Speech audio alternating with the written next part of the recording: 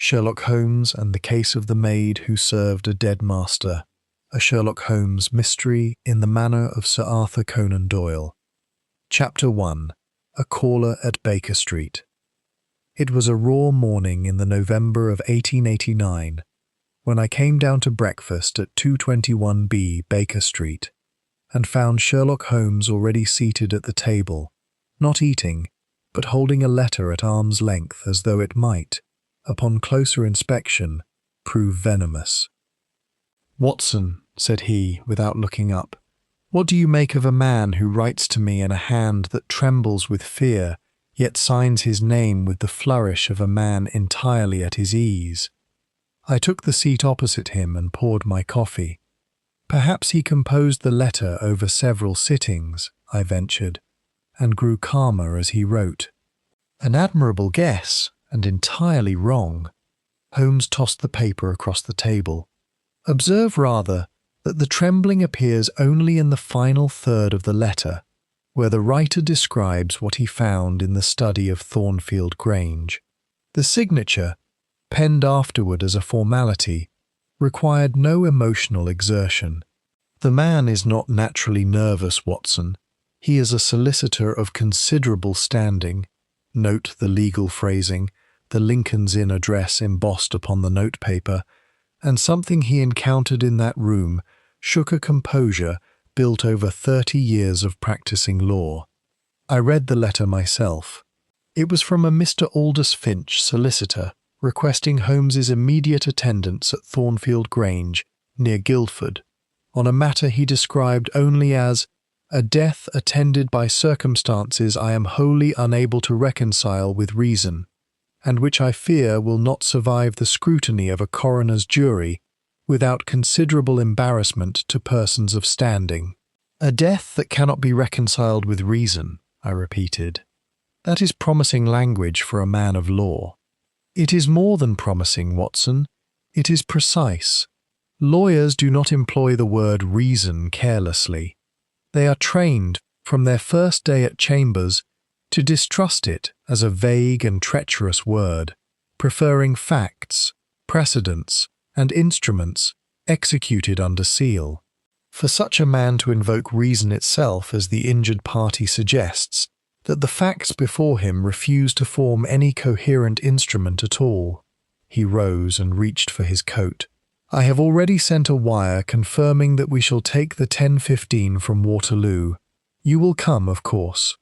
Naturally, I had learned long since that Holmes's invitations were seldom questions. As we rattled through the grey streets toward the station, Holmes fell into the silence that always preceded a case, though he broke it once to remark upon a flower seller we passed at the corner of Wigmore Street. "That woman," he said, nodding toward her, "has recently returned from a funeral, and not her own family's. How on earth—" The black armband, new and stiffly creased, worn over a coat that is otherwise brightly coloured, and clearly her working garment, she has not troubled to obtain full mourning dress, which tells us the deceased was not close kin. Yet she wears the armband still at 9 in the morning, some days after the funeral, judging by the wilting of the band's ribbon trim, which suggests an employer or a patron of her stall, someone whose custom she wishes to be seen to honour. A small deduction, Watson, but it keeps the eye sharp for larger game. I confess I found such exercises faintly maddening in their casualness, as though the mysteries of the human heart were no more than sums to be totted upon a slate. Yet I had seen too often how such small games sharpened Holmes for the greater hunt to protest. At Guildford Station we were met by a hired trap and driven some 4 miles through lanes already thick with fallen leaves, until we came upon Thornfield Grange, a handsome Georgian house of grey stone, ivy climbing one wing, its windows reflecting a sky the colour of pewter. A man of perhaps 50, dressed in sober black, paced before the entrance steps with the restless energy of one who has been waiting too long for company he both wants and dreads. "Mr. Holmes, Dr. Watson," he came forward with visible relief. I am Aldous Finch. Thank heaven you have come." "You wrote of a death that defies reason, Mr. Finch," said Holmes, shaking his hand. "I confess the phrase intrigued me more than the usual telegram promising murder most foul. Tell me, whose death, and what is it that refuses to reconcile?" Finch glanced back at the house, as though its very windows might be listening. "The death, sir, is that of Mr. Cornelius Ashworth Vane, master of this house, a silk merchant of considerable fortune. He was found dead in his locked study 3 days ago by his own physician, who examined him and pronounced that he had been dead for no less than 3 days at the time of discovery, perhaps longer." "That is unfortunate, but scarcely unreasonable," I said. "Elderly gentlemen do sometimes die alone. That is not the difficulty, Doctor." Finch's voice dropped, as though the next words cost him something to utter. "The difficulty is that his maid, a young woman named Agnes Pruitt, swears upon her mother's grave that she served him his dinner with her own hands the evening before he was found, and that he spoke to her, thanked her for the soup, and remarked upon the weather not 12 hours before the physician insists he must already have been dead for the better part of 3 days. Holmes, who had been examining the front door with apparent idleness, turned upon Finch with an expression I had come to recognize, the sudden, feline stillness that meant his whole mind had fastened upon a scent.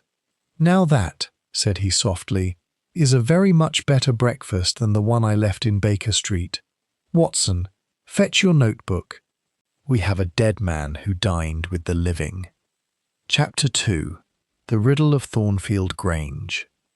We were shown into a morning room where a fire burned low, and where the furnishings, though handsome, bore the slightly faded dignity of wealth accumulated in trade, rather than inherited through generations.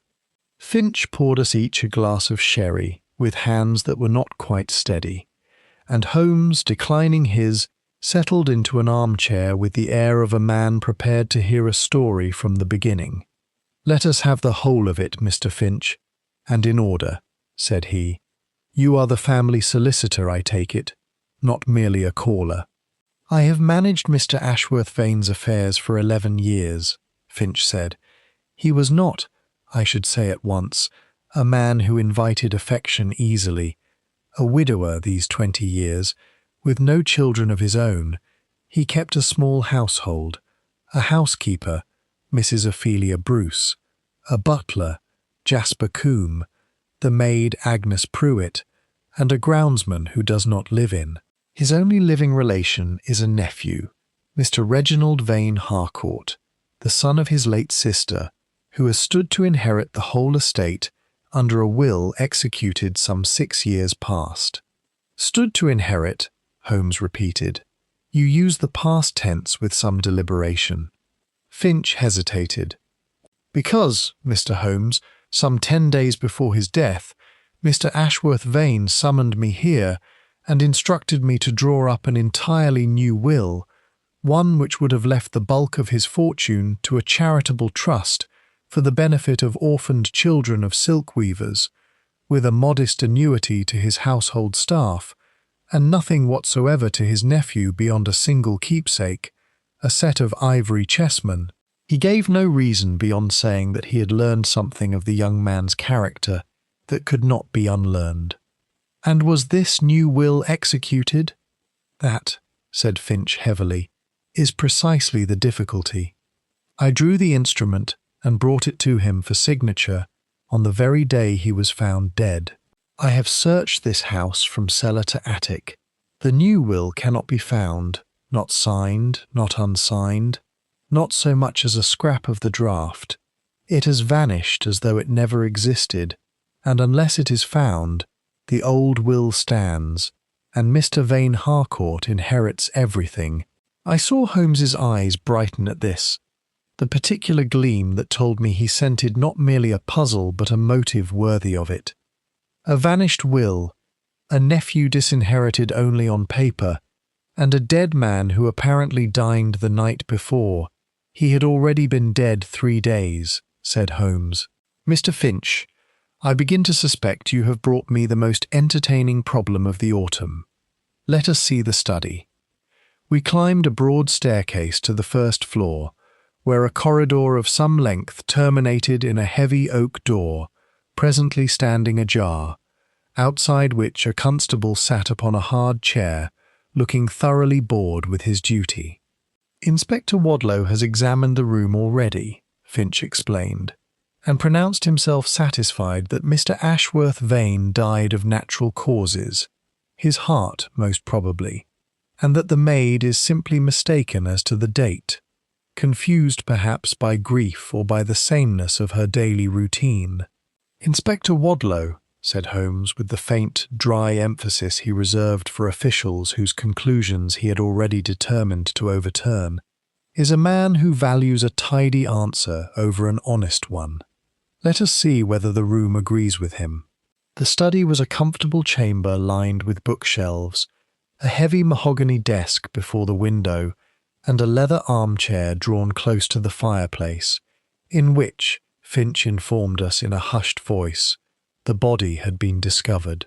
The room had been tidied since, the body removed to await the inquest, but Holmes moved through it with the quick, bird-like attention that missed nothing. The position of the curtains, the dust upon the mantel, the exact angle at which a decanter of brandy stood upon a side table. The door was locked, you say, when the physician entered. Locked from within, the key still in the lock. Coombe, the butler, had to send for a locksmith when Mr. Ashworth Vane failed to answer his door for the 3rd morning running. 3 mornings, Holmes murmured. And yet the maid served him dinner on the 2nd of those evenings. Watson, does that strike you as compatible? It does not, I admitted. Unless she is lying, or mistaken as the inspector believes, someone was in this room who was not, strictly speaking, Mr. Ashworth Vane.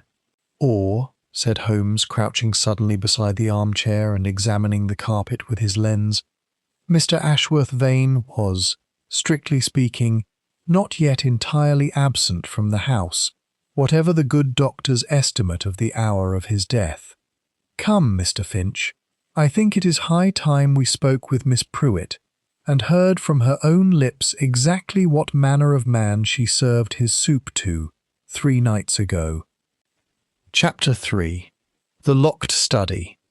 Agnes Pruitt proved to be a slight young woman of perhaps 22, with red-rimmed eyes, and the particular stubbornness of one who has been disbelieved too many times to soften her account for a fresh audience. She stood before us in the housekeeper's parlour, twisting her apron in work-roughened hands, and told her story with the flat, careful precision of a person reciting words she has rehearsed against doubt. I served Mr. Ashworth Vane his dinner at 7:30, same as always, sir, mock turtle soup, a cutlet of mutton, and a baked apple after. He took his sherry before, and his brandy after, same as always. And you are certain of the day? Holmes asked gently. I am certain, sir, because it was a Tuesday, and Tuesday is when the fishmonger calls, and I remember thinking there'd be no fish course that week, on account of the fishmonger's cart losing a wheel on the Guildford Road, which held him up past noon. Holmes glanced at Finch, who nodded slowly. The fishmonger's delay is a matter of public record in the village. His cart was overturned outside the Bell Inn on the Tuesday in question. I confirmed it myself with the innkeeper, thinking to catch the girl in an error, and found instead that her memory of the day was perfect. Did he speak to you, Miss Pruitt? Describe to me exactly what passed between you. The girl's chin trembled, but she held her composure. He said the soup wanted more pepper, same as he always says. Begging your pardon, sir, said it every night these 5 years, and never once changed the recipe to suit himself. He asked after the weather, and I told him it looked to turn to rain by Thursday, and he said he hoped it would hold off for the rose garden's sake, on account of the last of the autumn blooms. Did you see his face clearly? Here the girl hesitated for the first time. "Not so clear as I might have, sir." He kept the curtains half drawn of an evening, on account of his eyes being weak and paining him in strong light, and I've learned not to bring the lamp too near the table, and he'd taken to wearing a muffler about his throat and jaw of late, on account of a chill, so I couldn't rightly see the lower half of his face, not close. And his voice, a little hoarse, sir, but then, as I say, he'd a chill on him. Holmes leaned forward, his eyes bright as a hawk's. "Miss Pruitt, this is of the first importance. Was he sitting or standing when he addressed you regarding the soup?" "Sitting, sir, always sitting, in the chair by the fire. He'd taken his meals in his chair these past weeks, on account of his rheumatism troubling him at the desk." "And did he reach for the bread himself, or did you serve it to his hand?" The girl blinked, plainly startled by the specificity of the question. I served it to his hand, sir, same as always, being as his fingers pained him." "With which hand did he take it from you?" She frowned, casting her mind back with visible effort. "His left, sir. He always took things with his left hand, on account of the right having been stiff with the rheumatism this 12-month past." Holmes sat back, and I saw upon his face the particular satisfaction of a man who has just heard a single fact drop neatly into a waiting space, though he gave no sign of it, to the girl beyond a courteous nod. "You have been of enormous assistance, Miss Pruitt, and I do not for one moment believe you to be either mistaken or dishonest. You served dinner to a man in that chair on the Tuesday evening, precisely as you have described. The only question that remains is whether the man in that chair was, in point of fact, the master of this house." The girl's face went white. But who else could it have been, sir? No stranger came or went that I ever saw, and the doors are locked of a night, and Mr. Combe checks them himself." "That," said Holmes, rising, "is exactly the riddle I intend to solve. Mr. Finch, I should like to examine the desk in the study once more, and I should like a complete list of every person who entered or was seen near this house in the 10 days preceding Mr. Ashworth Vane's discovery. Tradesmen, callers, anyone at all, however trivial their business seemed." As we left the parlour, Holmes murmured to me alone, "A man whose right hand had been stiff with rheumatism for a 12-month, Watson, does not regain its use in death. And yet the physician who examined the body, we shall want to speak with him directly, will tell us something interesting, I do not doubt, about which of Mr. Ashworth Vane's hands showed the rigidity of a chronic ailment, and which did not." Chapter 4. Dust and Deception. Dr. Silas Merrow, the family physician, received us in his consulting room in the village with the guarded courtesy of a man who suspects he is about to be contradicted by an amateur and resents the prospect in advance. "I have practiced medicine for 30 years, Mr. Holmes," said he, when Holmes had put his question regarding the state of the dead man's hands. "I am perfectly capable of distinguishing a corpse from a living patient, and I assure you there was no ambiguity whatsoever as to the fact of Mr. Ashworth Vane's death, nor as to its having occurred some 3 days before I was called. I do not dispute the fact of his death, doctor, nor greatly the estimate of its timing, which I have no doubt you arrived at with proper care," said Holmes, with a placating smoothness that I recognized as entirely strategic. "I ask only a technical question. Did you observe any asymmetry in the rigidity of the hands, any sign that one hand had, prior to death, suffered from a chronic stiffness of the joints, such as is caused by rheumatism?"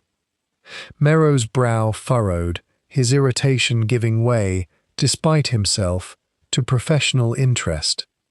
"Now that you mention it, yes." The right hand showed the swollen knuckles and contracted tendons one associates with a long-standing rheumatic condition, quite pronounced, while the left was comparatively supple. I noted it at the time as consistent with what I already knew of my patient's health. He had complained of the rheumatism in that hand for above a year. "Thank you, doctor. That confirms a most important point." Holmes rose as if to leave, then paused, as was his habit, with a question delivered almost as an afterthought that I had learned was invariably the true purpose of the visit. "One further matter. You examined the stomach contents, I presume, in arriving at your estimate of the time of death?" "I did not consider a full post-mortem necessary," Merrow said, a shade defensively. "The signs of decomposition, the temperature of the room, the state of rigour, all pointed clearly enough to a death of some 3 days' standing. I saw no cause to trouble the family with a more invasive examination for what was plainly death from natural causes, most likely the heart, in a man of 63 years with a known cardiac weakness." "You saw no cause," Holmes repeated softly, "because you were not looking for one. I think, doctor, that before this matter is concluded, you may find cause enough to regret that omission, though I hasten to say the fault is one of habit and courtesy, not of competence." Outside, as we walked back toward the trap that awaited us, I turned to Holmes. The right hand was stiff, exactly as the maid described the master's habitual ailment. Does that not confirm the body in the chair was indeed Ashworth Vane himself? "It confirms that the corpse Merrow examined was Ashworth Vane's own body, Watson, which was never seriously in doubt. No one has suggested the wrong man was buried. What it does not confirm is that the living man who ate soup and remarked upon the pepper on Tuesday evening, using his stiff right hand not at all and his supple left hand for everything, was the same person as the corpse found dead in that chair on Friday morning. Indeed, it rather strengthens my suspicion that they were not. You believe someone impersonated him. I believe it is now the only hypothesis consistent with the facts as we have them. Consider, a man dies, by whatever means, some 3 days before his body is discovered. Yet a maid who knows him well, who has served him 5 years and recognizes his habits down to the seasoning of his soup, swears she waited upon him the evening before the discovery, sees his familiar mannerisms, hears a voice she takes for his own though roughened by a chill, and observes him favour precisely the hand that the true Ashworth Vane, rheumatic and habituated, would have favoured. That is not coincidence, Watson, that is study. Someone who knew this household intimately, its rhythms, its master's habits, down to the smallest gesture of the hand, prepared to occupy his place for a period of days, and did so with a care that very nearly succeeded. But why? What could possibly be gained by such an elaborate deception? Holmes's eyes glinted. Time, Watson. Time is the one commodity that cannot be purchased, borrowed, or stolen outright. It can only be manufactured, and manufacturing it is precisely what our impersonator has done. If Mr. Ashworth Vane's death is believed to have occurred 3 days later than it truly did, then whoever benefits from an alibi covering those 3 days has been given, gratis, an alibi of the most perfect kind, established not by his own testimony, which might be doubted, but by the honest, unshakable testimony of a servant girl who has not the slightest notion she has been deceived. I felt a chill quite unrelated to the November air. The nephew, Holmes agreed, who inherits everything under the old will, provided the new will, mysteriously vanished, never comes to light. We must learn, and learn quickly, exactly where Mr. Reginald Vane Harcourt was during those 3 critical days, and whether his whereabouts can withstand the same scrutiny we have just applied to his uncle's dinner table. Chapter 5. The Maid's Testimony. We returned to Thornfield Grange to find Inspector Wadlow arrived ahead of us, a heavy-set man with the settled certainty of one who has already closed a case in his own mind, and resents any suggestion that the file might yet be reopened. "Mr. Holmes," said he, without much warmth, "I understand you've been putting the wind up young Pruitt with questions about hands and mufflers.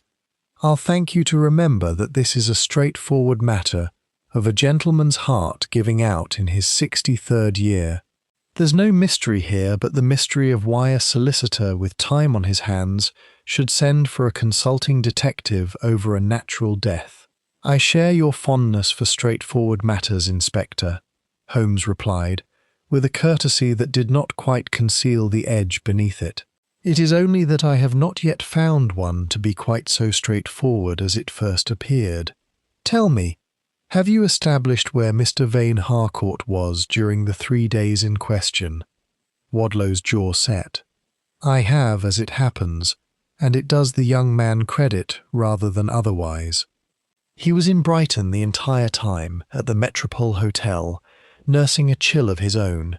The desk clerk confirms it, the chambermaid confirms it, and he returned to Thornfield only upon receiving the telegram informing him of his uncle's death, arriving some 6 hours after the body was found.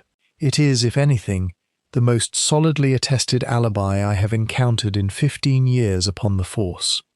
Holmes's expression did not change, but I saw the faint tightening about his eyes that told me the inspector's confident recitation had, if anything, sharpened rather than dulled his interest. "A hotel alibi so solidly attested that a desk clerk, a chambermaid, and the young man's own convenient chill can all vouch for his presence," he murmured. "How very fortunate for Mr. Vane Harcourt that he should have chosen, of all weeks in the year, to fall ill in Brighton at precisely the moment his uncle's household required an alibi against." "You suspect the young man of arranging his own alibi in advance of a murder he had not yet committed?" Wadlow's tone was withering. "That is putting the cart a very long way before the horse, Mr. Holmes, even for you." "I suspect nothing yet, Inspector, beyond the value of examining a fact closely before accepting the shape it presents at a comfortable distance.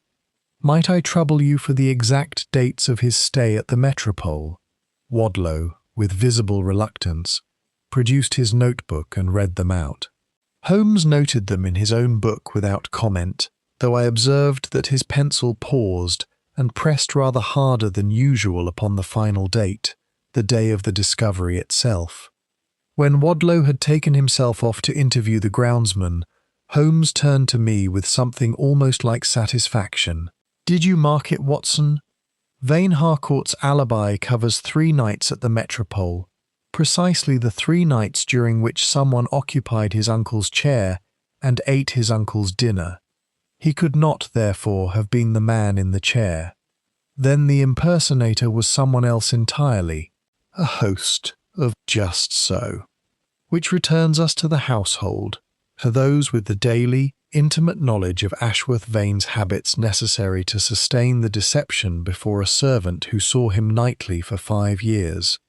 Not the nephew, absent in Brighton and establishing his innocence with almost theatrical thoroughness. But a conspirator requires an alibi far less than an accomplice requires opportunity, Watson, and opportunity was to be found nowhere but within these walls. We sought out Agnes Pruitt once more, finding her in the scullery scouring pots with an energy that spoke of grief seeking any outlet but tears. Holmes questioned her gently regarding the household's routine on the days preceding the discovery, and it was in the course of this second interview that a fact emerged which set my friend's whole frame alert as a pointer-scenting game. "Mrs. Bruce told me not to trouble the master overmuch those evenings," the girl said, "on account of his chill being worse and his wanting quiet. She said I was to knock, leave the tray, and not linger to chat as I sometimes did of an evening." "Mrs. Bruce told you this," Holmes repeated. "Every evening or only once?" "Each evening in turn, sir, as though she thought I might forget from one day to the next." "And who prepared the dinner tray, you or Mrs. Bruce herself?" "I carried it up, sir, But it was Mrs. Bruce who dressed the tray those particular evenings, saying as she wished to see to it personal, the master being poorly and particular about his food when he was ailing. Holmes said nothing further to the girl, but as we withdrew from the scullery, I saw upon his face the look of a man who has just watched the last significant piece of a puzzle slide, with a soft and final click, into its place. Chapter 6. Inspector Wadlow's Certainty. That evening, over a simple supper laid on in Finch's rooms at the local inn, Holmes set out for the solicitor and myself the shape of his suspicions, though he was careful, in his customary fashion, to withhold the full extent of his reasoning. "We have established 3 things of consequence," said he, counting them upon his long fingers.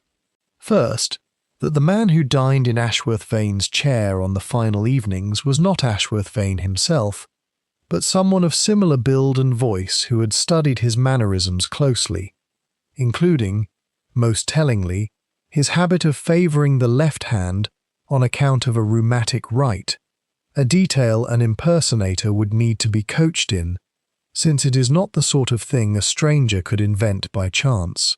Second, that Mr. Vane Harcourt possesses an alibi so complete as to exclude him from having been that impersonator, whatever motive he might otherwise have had.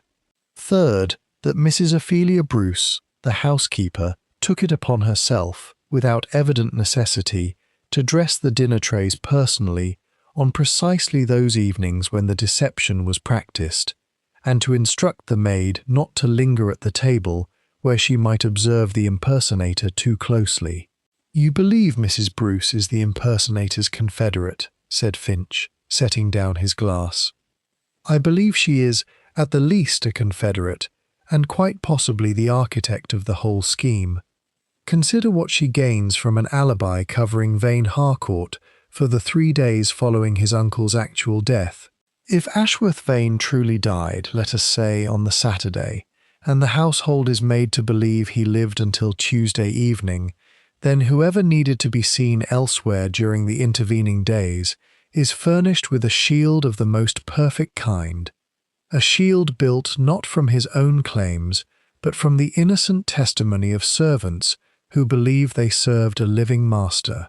Vane Harcourt was in Brighton throughout.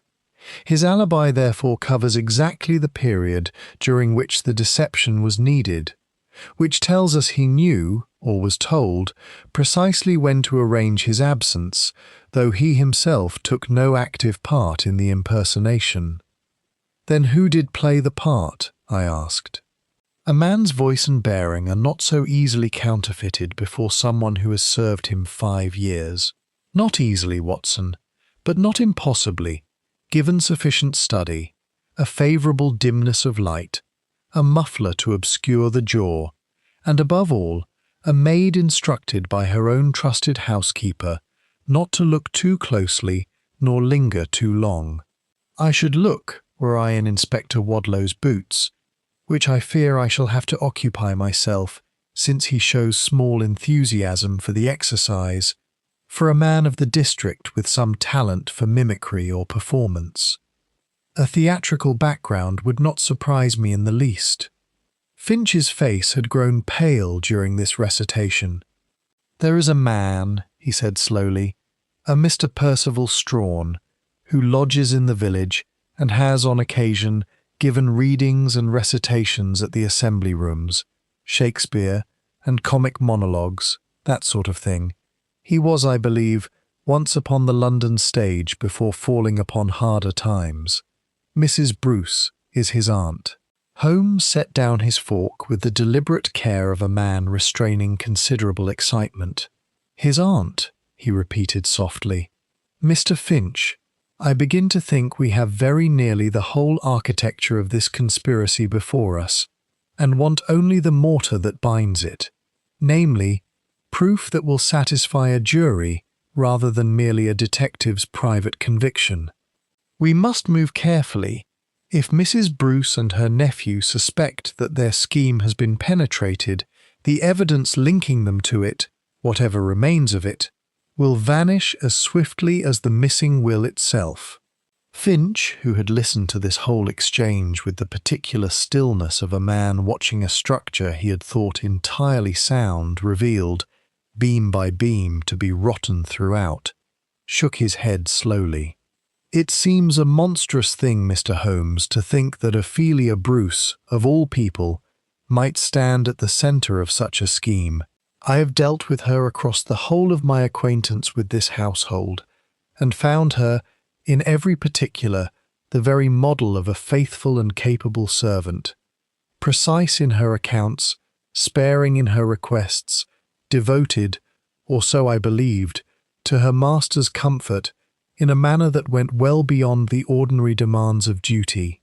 It is very often the most faithful servants, Mr. Finch, who make the most dangerous conspirators, precisely because their long fidelity has earned them a trust that permits them to move through a household entirely unquestioned," Holmes replied.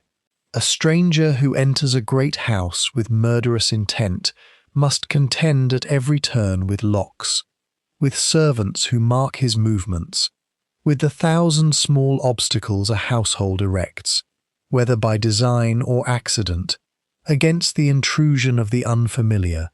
But a woman who has kept the keys of that same house for 18 years need contend with none of these things. She has, in effect, already been given every advantage a conspirator could wish for, by the very trust her long service was meant to earn." Inspector Wadlow, summoned to hear this reasoning laid before him the following morning, received it with an ill grace that gradually and visibly gave way to grudging attention as Holmes marshalled the facts point by point. "It is a clever theory, Mr. Holmes, I'll grant you that," he said at last. "Clever enough that I don't much like it, because clever theories have a way of making fools of policemen who acted on plainer evidence. But I'll not arrest a respectable housekeeper of 20 years' service on the strength of a maid's confusion about lamplight and a solicitor's fancy that a lost will means murder. Bring me proof, Mr. Holmes, real proof, and I'll act on it gladly. Until then, my report stands. Natural death, and an unfortunate but understandable confusion of dates on the part of a grieving servant girl." "Then I shall bring you your proof, Inspector," said Holmes, rising, "though I fear it may prove a more theatrical demonstration than either of us would prefer. Watson, I believe a visit to Mr. Percival Strawn's lodgings is very much in order, though we shall approach it, I think, from the direction of the assembly rooms rather than his front door." Chapter 7. The Nephew's Alibi. Before pursuing the actor, however, Holmes judged it necessary to confront Reginald Vane Harcourt directly, reasoning that a guilty man's reaction to pointed questions, however well he might guard his words, would furnish observations no amount of hotel registers could supply. We found the young man established in the drawing-room of Thornfield Grange, where he had taken up residence since his uncle's death, with an ease that struck me as somewhat premature in a house of mourning. He was perhaps 30 years of age, well dressed in the manner of a man who spends more than he earns, with a handsome, weak face and the restless hands of a gambler. "Mr. Holmes," he said, rising with a smile that did not reach his eyes, "Finch tells me you've been called in to satisfy some scruple of his regarding my uncle's affairs. I confess I don't see the necessity. The poor old man's heart gave out, as everyone always said it would, and I was in Brighton the whole while, as half the Metropole Hotel can attest." "So I understand," said Holmes, taking a seat uninvited, a small discourtesy I had seen him employ before, to unsettle a subject. "A most fortunate chill, Mr. Vane Harcourt, to have struck you down in Brighton at exactly this juncture." The young man's smile flickered. "Fortunate? I should hardly call 3 days confined to a hotel room with a fever fortunate, Mr. Holmes." "No," Holmes agreed pleasantly. "I don't suppose you would, if that is indeed how you spent them. Tell me, when did you last see your uncle in the flesh?" A fortnight before his death, when I called to discuss my allowance, which he had lately seen fit to reduce, a flash of old resentment crossed the young man's face before he mastered it. We did not part on the best of terms, if that is what you're fishing for. He'd taken some notion into his head that I was not to be trusted with money, as though a man's debts were any business but his own. Debts, said Holmes softly. Considerable, I take it, given the reduction in your allowance was sufficient to provoke a quarrel. Vane Harcourt's colour rose. I don't see that my private affairs are your concern, Mr. Holmes. Your private affairs become the whole world's concern, Mr. Vane Harcourt, the instant they intersect with a death as strangely circumstanced as your uncle's, Holmes replied, unruffled. I have made some study, in my time, of gentlemen whose debts outrun their patience, and I find them a remarkably predictable class of men, whatever variety of vice first led them into difficulty. They borrow small, at first, against expectations they consider certain. The sums grow, as such sums always do, faster than the expectations that were meant to secure them, and at some point, sooner for the reckless and later for the merely unlucky, they arrive at a reckoning they can neither postpone nor satisfy by ordinary means. I wonder very much, Mr. Vane Harcourt, at what point in that familiar progression you presently find yourself. The young man said nothing, but his hand, I observed, had closed rather tightly upon the arm of his chair. They become my concern, Mr. Vane Harcourt, the moment they intersect with a mysteriously vanished will that would, had it been signed, have left you with nothing but a set of ivory chessmen. Holmes's tone remained light, almost conversational, but I saw the young man go very still. Were you aware, before your uncle's death, that he intended to alter his will in your disfavour? There was a pause, fractionally too long. No. I had no notion of any such thing. My uncle and I disagreed over money, as I have said, but he gave no hint that he meant anything so drastic as disinheriting me altogether. Curious, Holmes murmured, for Mr. Finch informs me that your uncle spoke, at the time he instructed the new will's drafting, of having learned something of the young man's character that could not be unlearned, language that suggests a specific revelation rather than a general and long-standing disapproval of your habits with money. Can you think what he might have meant? I have no idea. The words came too quickly, and I saw a fine sheen of perspiration upon the young man's brow despite the coolness of the room. If you have finished your questions, Mr. Holmes, I have letters to write. My uncle's funeral must be arranged, whatever mysteries you fancy surround his death. Holmes rose without protest, but as we quitted the room he paused at the threshold. One final question, Mr. Vane Harcourt, if you will indulge me. Do you know a Mr. Percival Strawn of this village? The effect of the name was immediate and unmistakable. The young man's face drained of what little colour remained in it, and for a moment his composure deserted him entirely before he wrestled it back into place. I have heard the name. He gives recitations at the assembly rooms, I believe. I cannot say I know him personally. Thank you, said Holmes gravely. You have been most helpful. Once outside, striding down the gravel drive with his stick tapping a rapid rhythm against the stones, Holmes could not entirely suppress his satisfaction. Did you observe his face at the mention of Strawn's name, Watson? A man who has never heard of a fellow beyond a village playbill does not blanch like a guilty schoolboy caught in a lie. Vane Harcourt knows Strawn, and knows him well enough to fear the connection being drawn. I think we may now proceed to the assembly rooms with a very fair notion of what we shall find there. You still believe Vane Harcourt innocent of the impersonation itself, despite his evident guilt of something. His alibi for the critical evenings is, as Wadlow so proudly informed us, unimpeachable, confirmed by persons with no conceivable motive to lie on a gambler's behalf. He did not play the part in that chair, Watson, But a man may be guilty of conspiracy without ever once setting foot upon the stage himself, and I begin to suspect that is precisely the role Mr. Reginald Vane Harcourt has chosen to play in this affair, the silent partner who profits handsomely while keeping his own hands, if you will forgive the expression, entirely clean. Chapter 8. A Visit to the Solicitor. We returned to Finch's chambers, temporarily established in a room above the village bank, so that Holmes might examine at his leisure the papers pertaining to Ashworth Vane's estate. Finch, for his part, seemed relieved to have the burden of decision lifted from his own shoulders, and produced without hesitation every document Holmes requested.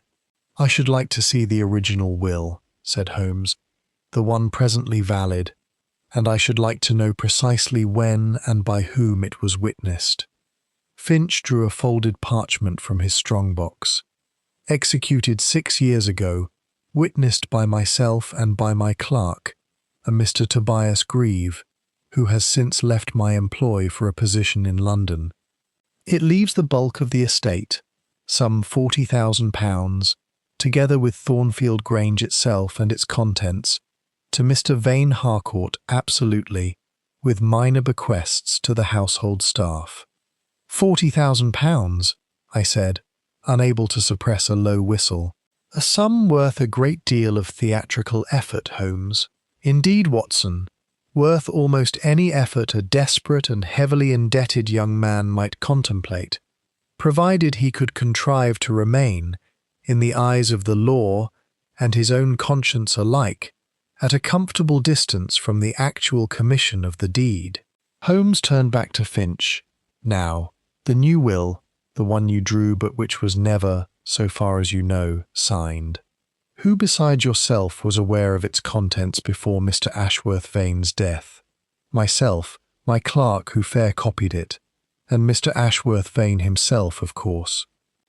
I do not believe he discussed it with any member of his household, for he was a private man, most reluctant to air his intentions before they were settled beyond recall. He told me as much when he gave his instructions." "And yet," said Holmes, "someone within that household evidently learned of it, and learned of it with sufficient urgency and precision to arrange for its disappearance before it could be signed, and to construct thereafter an elaborate deception regarding the date of his death, a deception whose principal effect, whatever its secondary purposes, was to preserve unbroken the validity of the very will you have just shown me.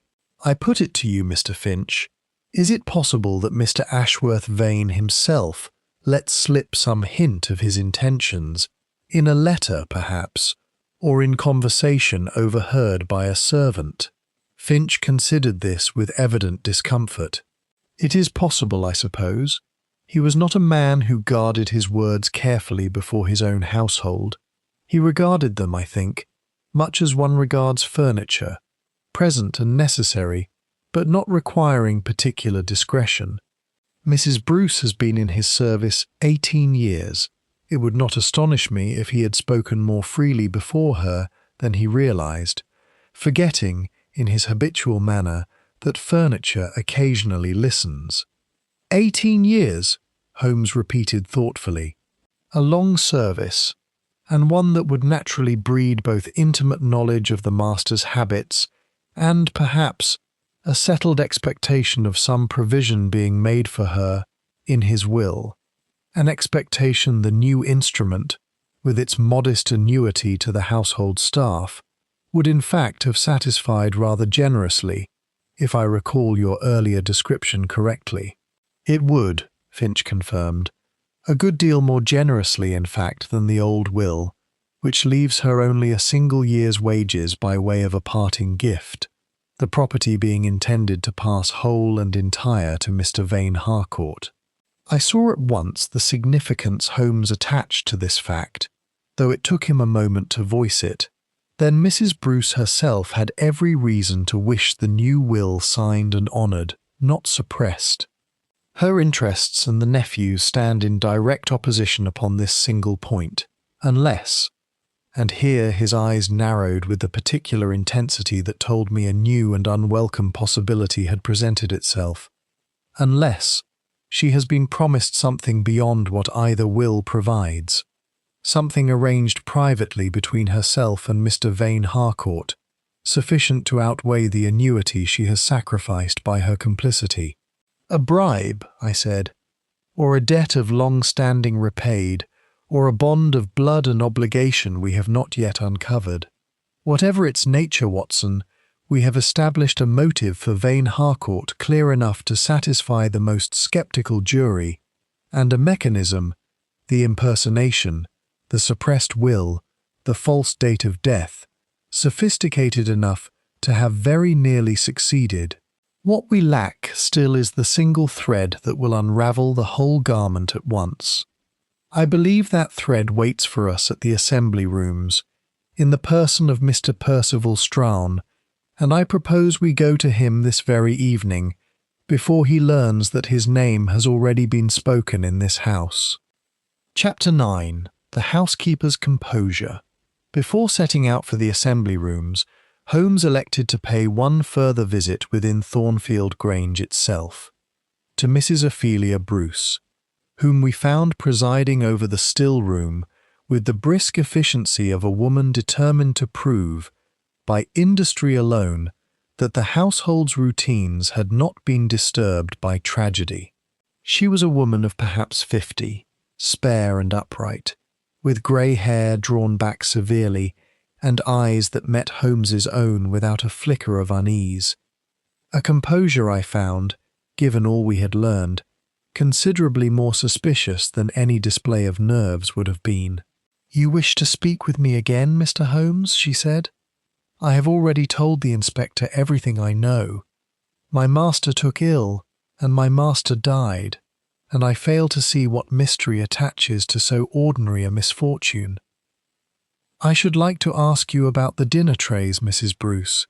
You dressed them yourself, I am told, on the 3 evenings preceding Mr. Ashworth Vane's death, rather than leaving the task to Miss Pruitt, as was customary.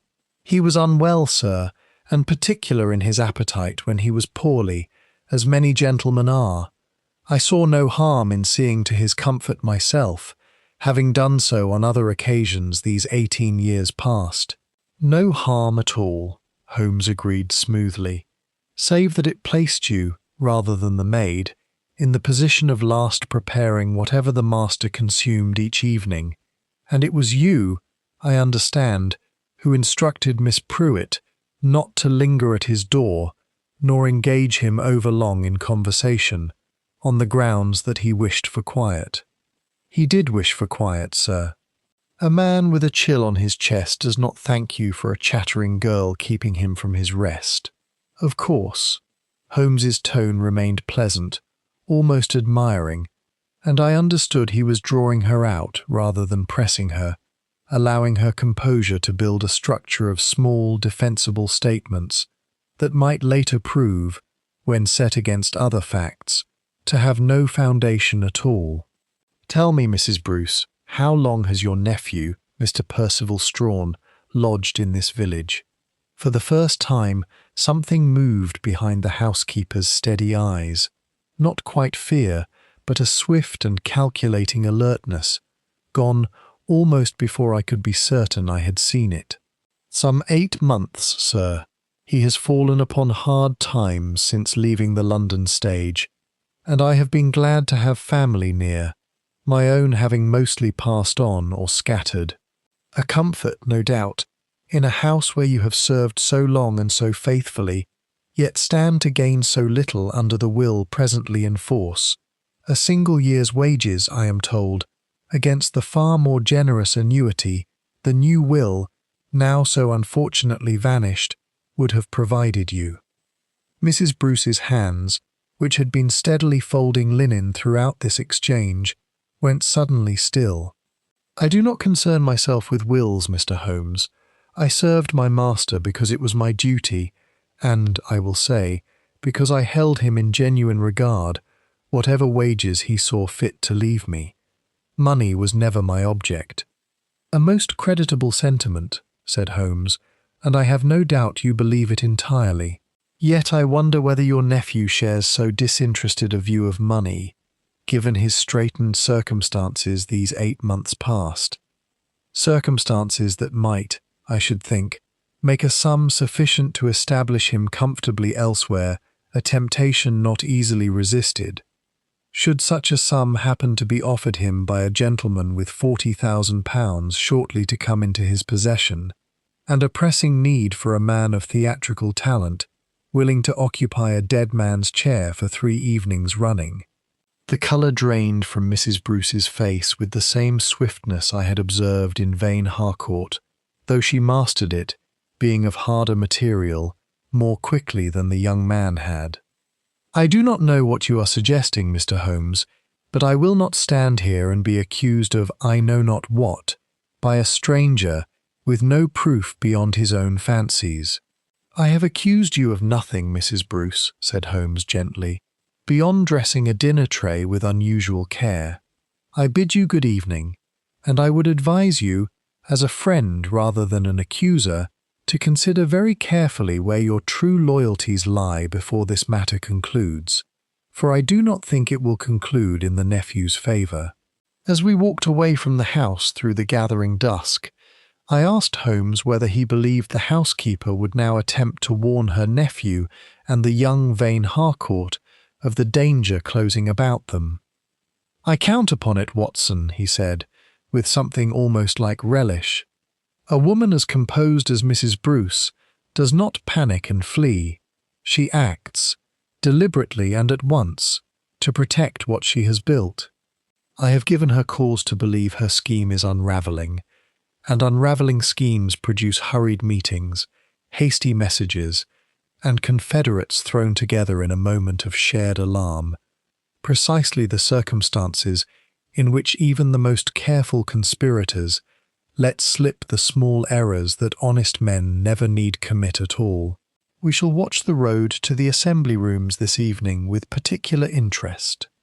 We took up a cold and somewhat tedious vigil in the last light of the afternoon, Holmes producing from his coat a small flask of brandy, against the chill, and settling himself upon a fallen log, with the patient stillness of a hunter who has learned, across many years, that the game worth taking seldom rewards impatience. "You will notice, Watson," he remarked, as the dusk deepened around us, "that I have said nothing to Wadlow of our intentions this evening. An official presence, however discreetly managed, has a way of announcing itself to those already primed for alarm, and I had rather trust my own eyes and yours than risk the whole enterprise upon a constable's clumsy boots in the churchyard gravel. I confess the weight tried my patience considerably more than it seemed to try his own, but I had learned long since that Holmes's stillness upon such occasions was never idleness, but a concentration held in reserve against the moment it would be wanted. Chapter 10. The Tobacco That Told a Lie. Holmes's prediction proved accurate sooner than even he had anticipated. We had scarcely established ourselves in the shadow of a yew hedge commanding a view of the lane between Thornfield Grange and the village, when a figure emerged from the servants' entrance and set off at a rapid pace toward the church, a shawl drawn close about her head against the evening chill. "Mrs. Bruce," I murmured. "And in a considerable hurry," Holmes replied. "Come, but softly, Watson. I have no wish to announce our presence before we have seen where she leads us." We followed at a discreet distance, through lanes grown dark with the early winter dusk, until the housekeeper turned in at the lich gate of the village churchyard, where a man's figure waited already in the shelter of the porch, a cigarette's ember glowing faintly in the gloom. "That will be our Mr. Strawn, unless I am much mistaken," Holmes breathed, drawing me down behind a convenient tomb from which we might observe, if not clearly hear, the interview that followed.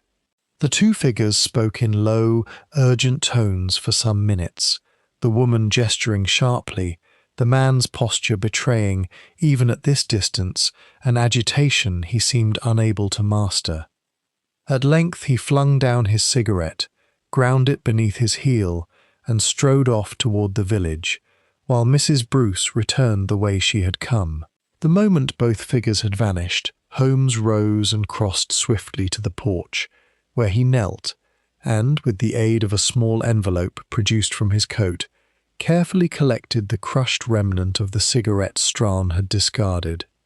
"What possible use can that be to us?" I asked, as he sealed the envelope with evident satisfaction. "A very great use indeed, Watson, if my nose does not deceive me. And it very rarely does in matters of tobacco, a subject upon which I have published a modest monograph distinguishing some 140 varieties of ash. This is a Turkish blend, and an expensive one, quite unlike the coarse shag I observed in a jar upon the mantel of Ashworth Vane's study, which the housekeeper confirmed was the dead man's own habitual smoke these many years. Yet do you recall the strange detail Miss Pruitt mentioned regarding the impersonator's dinners? I cast my mind back. She said nothing of tobacco that I recall. No, but she said the man in the chair complained of the soup wanting pepper each night, exactly as the true Ashworth Vane had done for 5 years, a detail carefully studied and faithfully reproduced. And yet a careful study of a man's habits at table is a very different matter from a careful study of his habits with his pipe, which he would smoke, if at all, in private hours the maid seldom witnessed.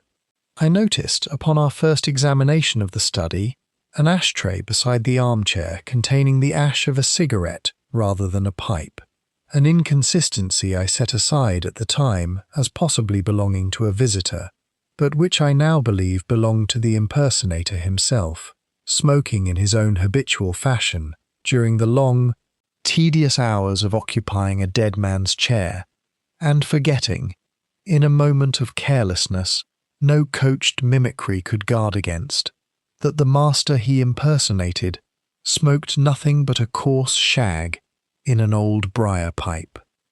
Then the ash in the study will match the cigarette Strahan has just discarded. I would stake a considerable sum upon it, Watson, and staking sums is not a habit of mine, as you know, save when the mathematics of a case have grown as certain as those of Euclid. We have now placed Percival Strahan, by the evidence of his own careless cigarette, within that study, during the very days he ought, by any innocent account, to have had no cause whatsoever to enter it. Combined with his family connection to Mrs. Bruce, his theatrical training, and Vane Harcourt's unmistakable alarm at the mere mention of his name, I think we may say the case has passed from theory into something very near demonstration. Then why not go directly to Wadlow with what we have? Holmes's face, in the faint light of the rising moon, took on the particular sharpness I had learned to associate with the final, most delicate phase of a case. Because, my dear Watson, demonstration is not yet proof, and a clever counsel could make hay of a cigarette end and a nervous glance before any jury in England. What we want is a confession, freely given, witnessed, and beyond retraction, and I believe I know precisely how to obtain one, though it will require a small piece of theatre of our own, quite as carefully staged as any Mr. Strahan has yet attempted. Chapter 11. Watson's Notebook. That night, back at the inn, I set myself to compiling in my notebook the whole chain of evidence Holmes had assembled, partly from habit, and partly, I confess, in the hope that seeing the facts arrayed in my own hand might allow me some share in the satisfaction of the case's solution before Holmes's final revelation swept all lesser deductions away. I wrote, Item the first. The maid Pruitt served dinner to a man she believed her master on 3 consecutive evenings, this man favouring the left hand precisely as the true Ashworth Vane did on account of his rheumatism, and wearing a muffler that obscured the lower face while the curtains were kept half drawn against his weak eyes. Item the second, the physician's examination confirms the corpse's right hand alone bore the marks of chronic rheumatic stiffness, consistent with the true Ashworth vein, but tells us nothing of when death occurred beyond the outward signs of decomposition, which Holmes maintains can be, within limits, artificially hastened or their assessment misled by a room kept unusually warm or cold. I paused here and called through to Holmes, who occupied the adjoining room, to ask whether this last point had been confirmed. "I have not yet confirmed it directly," he called back, "but I intend to press Merrow further upon the state of the fire and the temperature of the study when he examined it. For a room kept artificially warm during the days the impersonator occupied it, then allowed to cool once the true body was installed for discovery, would account for certain small discrepancies in the physician's estimate that have troubled me since our first visit. Continue, Watson. Your summaries are always a useful discipline, even when your conclusions occasionally wander." Somewhat nettled, I returned to my notebook. Item the third. Vane Harcourt possesses an alibi, seemingly unimpeachable, covering exactly the period during which the deception was practiced, suggesting foreknowledge of the scheme's timing, though not direct participation in the impersonation itself. Item the fourth. Mrs. Bruce dressed the dinner trays personally during this period and instructed the maid not to linger, thereby controlling the one variable, close observation, most likely to expose the fraud. Item the fifth. Mrs. Bruce's nephew, Percival Strawn, a trained actor of the London stage now fallen upon hard times, lodges nearby and was observed this very evening in urgent, secret conference with his aunt, following which he discarded a cigarette of an expensive Turkish blend inconsistent with the dead man's own habitual pipe tobacco, yet consistent, Holmes asserts, with ash discovered in the study's own ashtray. I set down my pen and considered the whole. "Holmes," I called again, "even granting every point, we still want a motive sufficient to explain why Vane Harcourt should go to such elaborate lengths, rather than simply waiting for his uncle to die a natural death, as he would surely have done within a few years, in any case, given his age and his heart."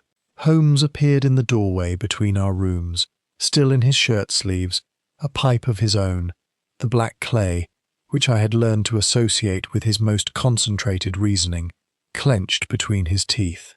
"An excellent question, Watson, and one that has occupied me rather more than you might suppose.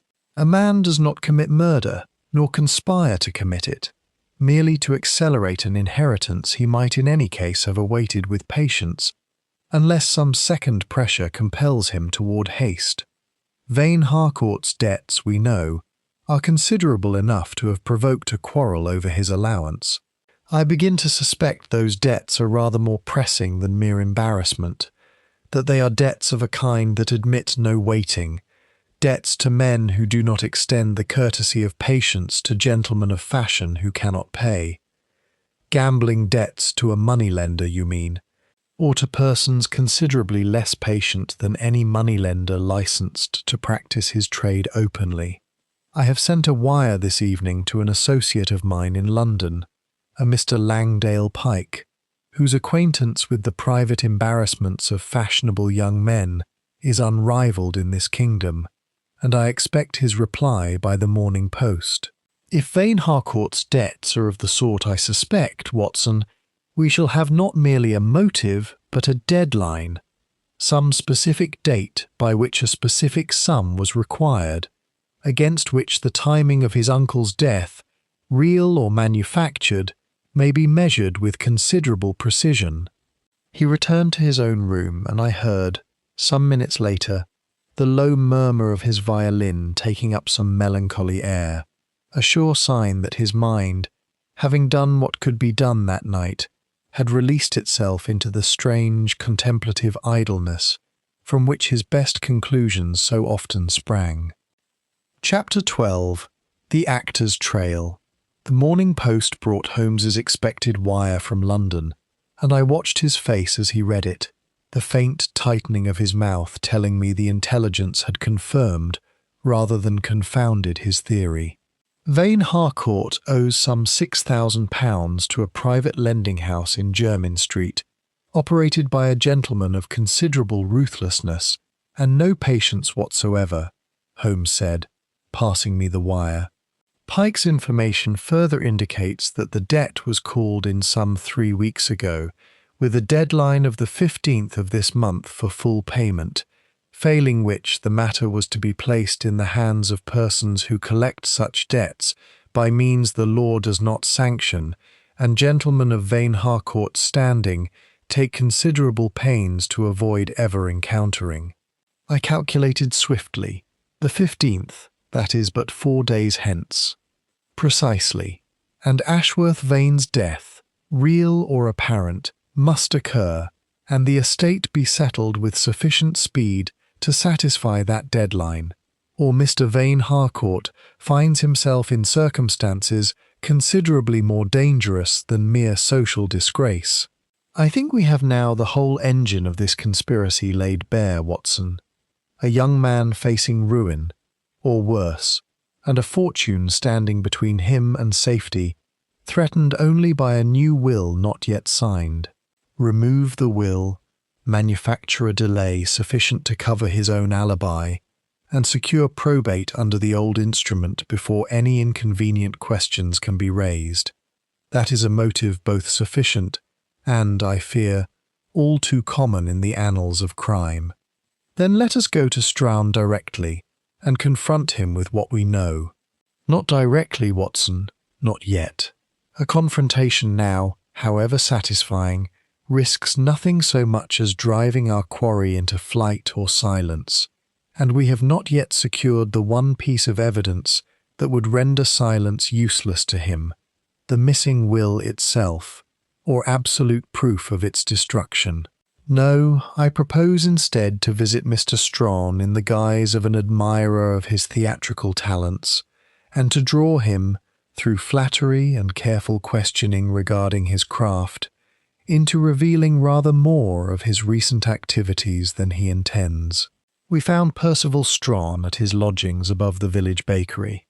A handsome, weak-chinned man of perhaps 35, whose once fine clothes had grown shiny at the elbow, and whose manner combined the actor's practised charm with an unmistakable undercurrent of nervous exhaustion. "Mr. Strawn," said Holmes, presenting a card that identified him only as a gentleman of independent means with a fondness for the dramatic arts. "I had the pleasure of attending your recitation at the Assembly Rooms some months past, and have thought since of little else but your remarkable gift for voice and mimicry. I wonder whether you might be persuaded to demonstrate, for the benefit of myself and my friend here, something of your technique, the manner in which an actor studies and reproduces the particular mannerisms of a living subject, for instance, rather than a character of fiction." Strawn's professional vanity, as Holmes had evidently calculated, proved stronger than whatever caution his recent activities ought to have instilled in him. "Ah, now that is a rarer art than the stage generally calls for," he said, warming visibly to the subject. "Character work from life requires close study. The particular cadence of a voice, the small unconscious gestures a man makes when he speaks, which hand he favours, how he holds his head. I flatter myself I have some small talent in that direction.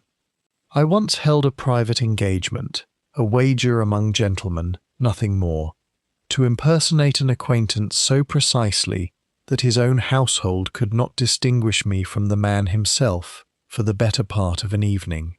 I saw Holmes's eyes flicker toward me, a warning against any premature reaction.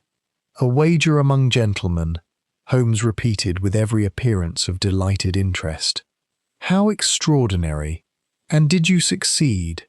"Entirely," said Stroud, with the unguarded pride of a craftsman discussing his finest work, "though I confess it required rather more evenings than a single wager generally allows, and the strain of maintaining a stiff right hand while eating one's dinner with the left is considerably greater than an audience unfamiliar with the actor's trade might suppose. The silence that followed this admission stretched a moment too long even for Strown's stage-trained composure, and I watched comprehension dawn upon his face as he realized, an instant too late, precisely what he had said, and to whom. "You will forgive my curiosity pressing rather further than good manners generally allow, Mr. Strown," Holmes went on, before the actor could recover himself.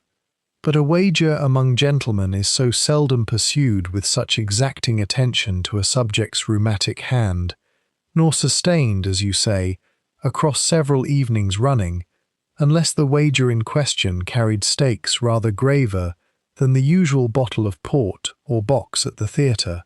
I wonder whether you would care to name the gentleman concerned, and the occasion of this remarkable engagement, before my friend and I are obliged to draw our own conclusions regarding a matter you have, until this moment, described only in the most general and evasive of terms." Strawn's hands, which a moment before had gestured with such fluent practised ease, now lay still and heavy upon his knees, and I saw in his face the particular stillness of a man who understands, all at once, that the ground beneath him has given way entirely. Chapter 13. The Mask Slips. For a long moment Percival Strown said nothing at all, his actor's face working through a rapid succession of expressions, confusion, dawning alarm, and finally something very close to despair, before he attempted, with a laugh that convinced no one, to retreat behind the fiction he had so carelessly abandoned. "A jest, gentlemen, nothing more. An old story I sometimes tell to impress an audience, though I confess I embellish it rather more than strict truth allows. You must not take an actor's boasting too literally." "I am afraid, Mr. Strawn," said Holmes, and his voice had lost entirely the light, admiring tone he had employed throughout the interview, taking on instead the cold precision I had heard him use only when a case stood upon its final threshold, "that I must take it very literally indeed. My name is Sherlock Holmes. This is my friend and colleague Dr. Watson. We have been engaged by the solicitor of the late Mr. Cornelius Ashworth Vane to determine the true circumstances of his death, and I put it to you plainly. You occupied that gentleman's chair, ate his dinner, and deceived his own household for 3 evenings running, at a time when he was, in point of fact, already dead, a deception arranged, I do not doubt, at the instigation of your aunt, Mrs. Ophelia Bruce, and for the benefit of Mr. Reginald Vane Harcourt, who required your performance to establish an alibi covering the true date of his uncle's death." The colour had entirely left Strown's face. He sank into a chair, his hands, which had gestured so expressively throughout the interview, now trembling visibly upon his knees.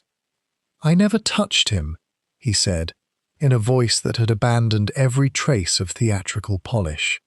"I swear before God, Mr. Holmes, I never laid a hand upon the old gentleman. He was dead already, quite dead, and cold, when my aunt brought me to that chair the first evening and told me what was required of me." "Then you had best tell us the whole truth now," said Holmes, his tone softening fractionally, "for I promise you that a man who assists in concealing a death, however innocent of the death itself, stands in a very different position before the law than a man who commits murder outright, provided he comes forward honestly and without further delay to make his knowledge known." Strawn buried his face in his hands for a moment, and when he looked up again, something in him seemed to have broken, or perhaps, I thought, been released. "My aunt came to me a fortnight past, in great distress, saying that Mr. Vane Harcourt was ruined unless something could be done, and that she herself stood to lose everything she had spent 18 years earning, her position, her small savings entrusted to the estate, all of it, if a new will she had learned of by chance were permitted to stand. She said the old man had died suddenly, in his sleep, of his heart, before the new will could be signed. That it was no one's doing, an act of God, but that unless the timing could be somehow obscured, Mr. Vane Harcourt's alibi in Brighton, arranged in good faith before anyone knew the old man would die so soon, would count for nothing, since he would then need an alibi for a period before his uncle's actual death rather than after it, and no such alibi existed. She begged me, for the sake of her own ruin as much as the young man's, to occupy the old man's place for a few evenings, until matters could be arranged to protect us all. And you believed her account of a natural death? Holmes pressed. You did not think to view the body yourself, to satisfy your own conscience before agreeing to so grave a deception? I did view him, Strawn said, very low. He lay in his bed, not in the study, when I first saw him. My aunt had moved him there herself, alone, in the night, saying she could not bear to see him in his chair. He looked peaceful, Mr. Holmes, as a man looks who has simply not woken. I saw no wound, no sign of violence, nothing to suggest anything but what my aunt had told me. God help me, I wanted to believe her, because the alternative was to believe myself party to something far worse than a lie told to protect an inheritance, and I did not have the courage to look for evidence I did not wish to find. Holmes regarded him steadily for a long moment. Mr. Strawn, I believe you may indeed be innocent of the death itself, and I shall say so to Inspector Wadlow when the time comes. But I must ask you now, with the greatest urgency, where is the missing will, and what became of it, and where precisely is the old man's body first said to have lain, before it was arranged in the study chair for its eventual discovery? These details may yet determine whether your aunt and Mr. Vane Harcourt face a charge of concealment alone, or something graver still. Chapter 14. The Second Death. Strawn had no answer for the location of the will, professing entire ignorance of its fate, but the mention of the body's original resting place seemed to trouble him afresh, and he told us, haltingly, that his aunt had spoken once, in a moment of exhaustion, of having found the old man not in his bed at all upon the fatal morning, but slumped across his desk in the study itself, a glass of brandy overturned beside him, a detail she had been at pains, he now realized, never to repeat. We left Strawn with a stern injunction to remain in the village and hold his peace, and had scarcely regained the lane before Holmes's face took on an expression of grave urgency I had rarely seen in him. A glass of brandy overturned upon the desk, Watson, in a study where I myself observed a decanter of brandy standing undisturbed upon the side table days later, as though the whole scene had since been tidied and rearranged. I fear we have been too slow and too gentle in our approach to this matter. If Ashworth Vane died not peacefully in his bed but suddenly, at his desk, with a glass of brandy before him, we are no longer looking at a natural death artificially delayed in its discovery. We are looking, I very much fear, at a poisoning concealed with considerable care by a housekeeper desperate enough to move a body in the night and construct, from that single crime, an entire architecture of lies. We hastened back toward Thornfield Grange with a speed that left me somewhat breathless, Holmes striding ahead with his stick cutting the air, and arrived to find the household in a state of considerable disorder. Inspector Wadlow's trap standing before the door, and the inspector himself emerging with a face gone grey with shock. "Mr. Holmes," said he, before Holmes could speak a word, "you had best come within. Mrs. Bruce has been found unconscious in her room not 20 minutes past, a bottle of laudanum near her hand, and a letter, unfinished, upon her writing table. The doctor is with her now, and says it is touch and go whether she lives through the night." Holmes's jaw tightened. Strawn must have sent word to her the moment we left him, or she saw us leave his lodgings from her own window, and understood at once that the game was ended. Watson, your medical bag, if you please. We may yet be of use before Merrow arrives, if arrive he has not already. We found Mrs. Bruce laid upon her bed, her breathing shallow and laboured, the household physician bent over her, administering what remedies he could against the laudanum's effects, while upon the writing-table lay a single sheet, the ink still wet in places where her hand had evidently faltered mid-sentence. Holmes read it aloud, his voice grave. "I cannot live with what I have done. I did not mean for the old man to die. I gave him only enough to quiet his pain, as I had done a dozen times before when his heart troubled him in the night. But I mismeasured, God forgive me, or the dose he had already taken that evening, for his own relief compounded with what The sentence broke off entirely, the pen having evidently slipped from her fingers as whatever draught she had swallowed began its work.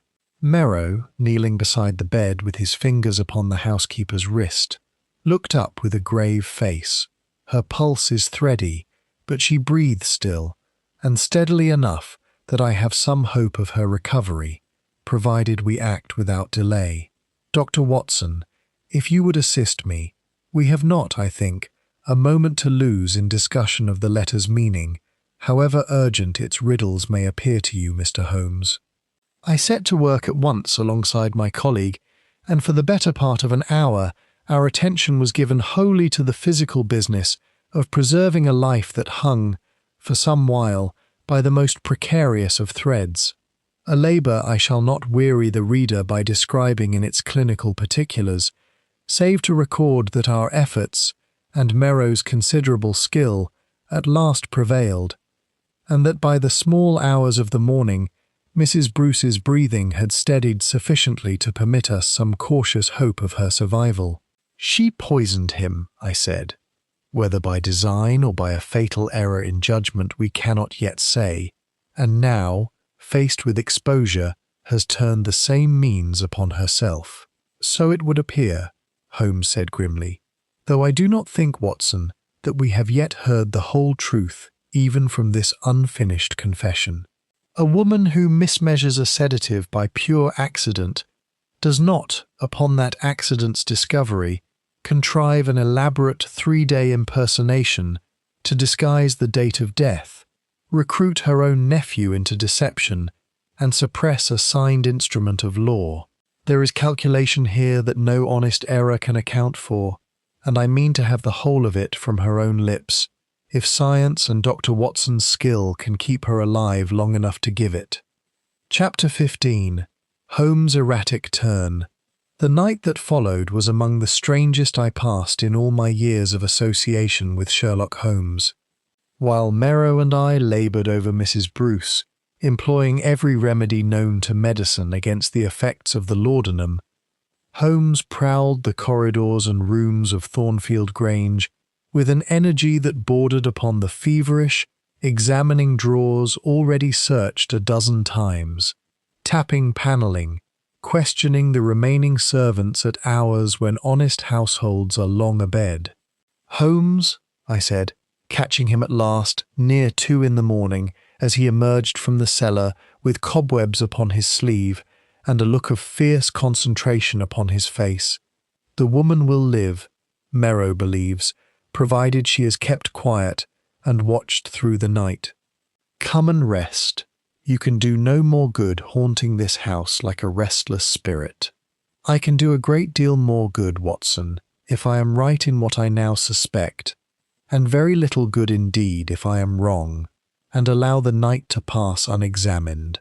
He drew from his pocket the unfinished letter, which he had by now read perhaps a dozen times. "Consider the wording again. The dose he had already taken that evening for his own relief, compounded with what, Watson?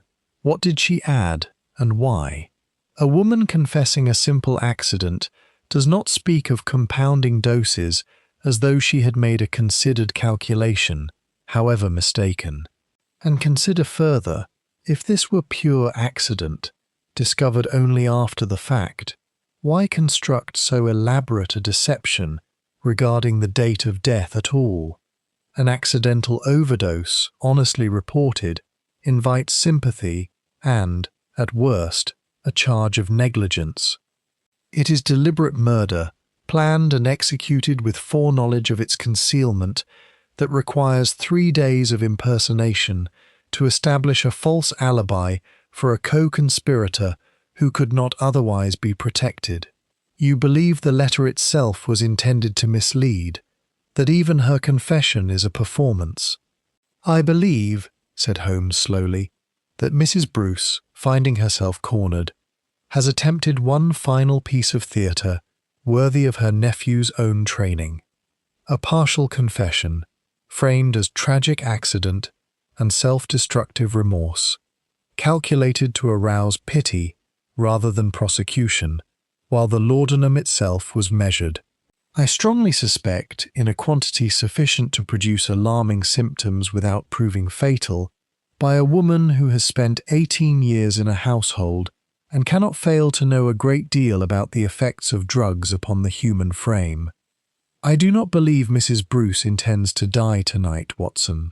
I believe she intends to survive, gravely ill, deeply pitiable, and protected from close questioning for some days by the very seriousness of her condition.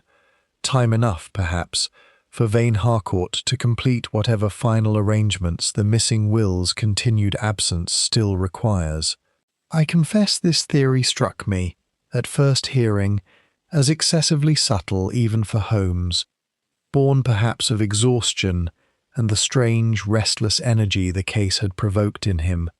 But I had learned across many years never to dismiss such intuitions merely because they arrived wrapped in complexity, and I asked him what he proposed to do. "I propose," he said, "to find that will before the sun rises, Watson, for I am now persuaded it was never destroyed at all.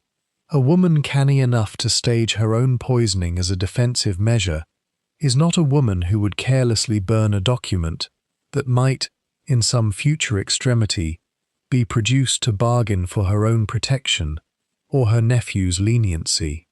She has kept it, I am nearly certain, against just such a day as this one, and if I am right, it lies concealed somewhere within reach of her own hand, in a place she alone would think to search, and to which she has had access at every hour of every day these 18 years past. Her own room? Already searched by the inspector's men this very evening, while attending to her collapse, nothing was found. No, Watson, I think we must look somewhere less obvious, and somewhere that speaks to the peculiar character of this whole conspiracy.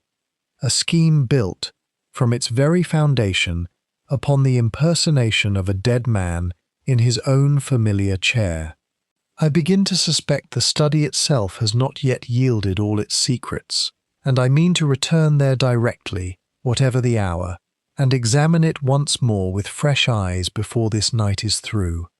I confess that at this late hour, with the house wrapped in the particular hush that settles upon a place where illness and crime have lately walked together, I felt little enthusiasm for further searching, and said as much. Holmes merely smiled, that thin, quick smile that meant argument would be wasted upon him. "You may retire if you wish, Watson, and I shall not think the less of you for it. A physician's night has been rather more taxing than a detective's this evening. But I confess I have never yet solved a case by sleeping through the hours when its solution lay nearest to hand, and I do not propose to break so useful a habit now, whatever the hour, and whatever the state of my own considerable fatigue. I would not, of course, leave him to search alone, and gathered my coat once more, reflecting, not for the first time, that a friendship with Sherlock Holmes was a poor guarantee of undisturbed rest, however rich its compensations in every other particular. Chapter 16. The Trap is Laid. We returned to the study by the light of a single lamp, the household otherwise dark and silent save for the muffled sounds of Merrow's continued vigil over his patient 2 floors above. Holmes stood for a long while in the centre of the room, turning slowly upon his heel, his eyes travelling over every surface with the deliberate thoroughness I had seen him apply to 100 such rooms before. "The chair," he said at last, "in which the impersonation was performed, and in which, we now believe, the true Ashworth Vane did not die at all, having been found instead at his desk. Why move the body to the chair, Watson, rather than simply leaving it where it fell, or arranging for its discovery at the desk itself? Perhaps the desk bore some evidence of the true circumstances of death that needed to be concealed, the overturned brandy glass, for instance.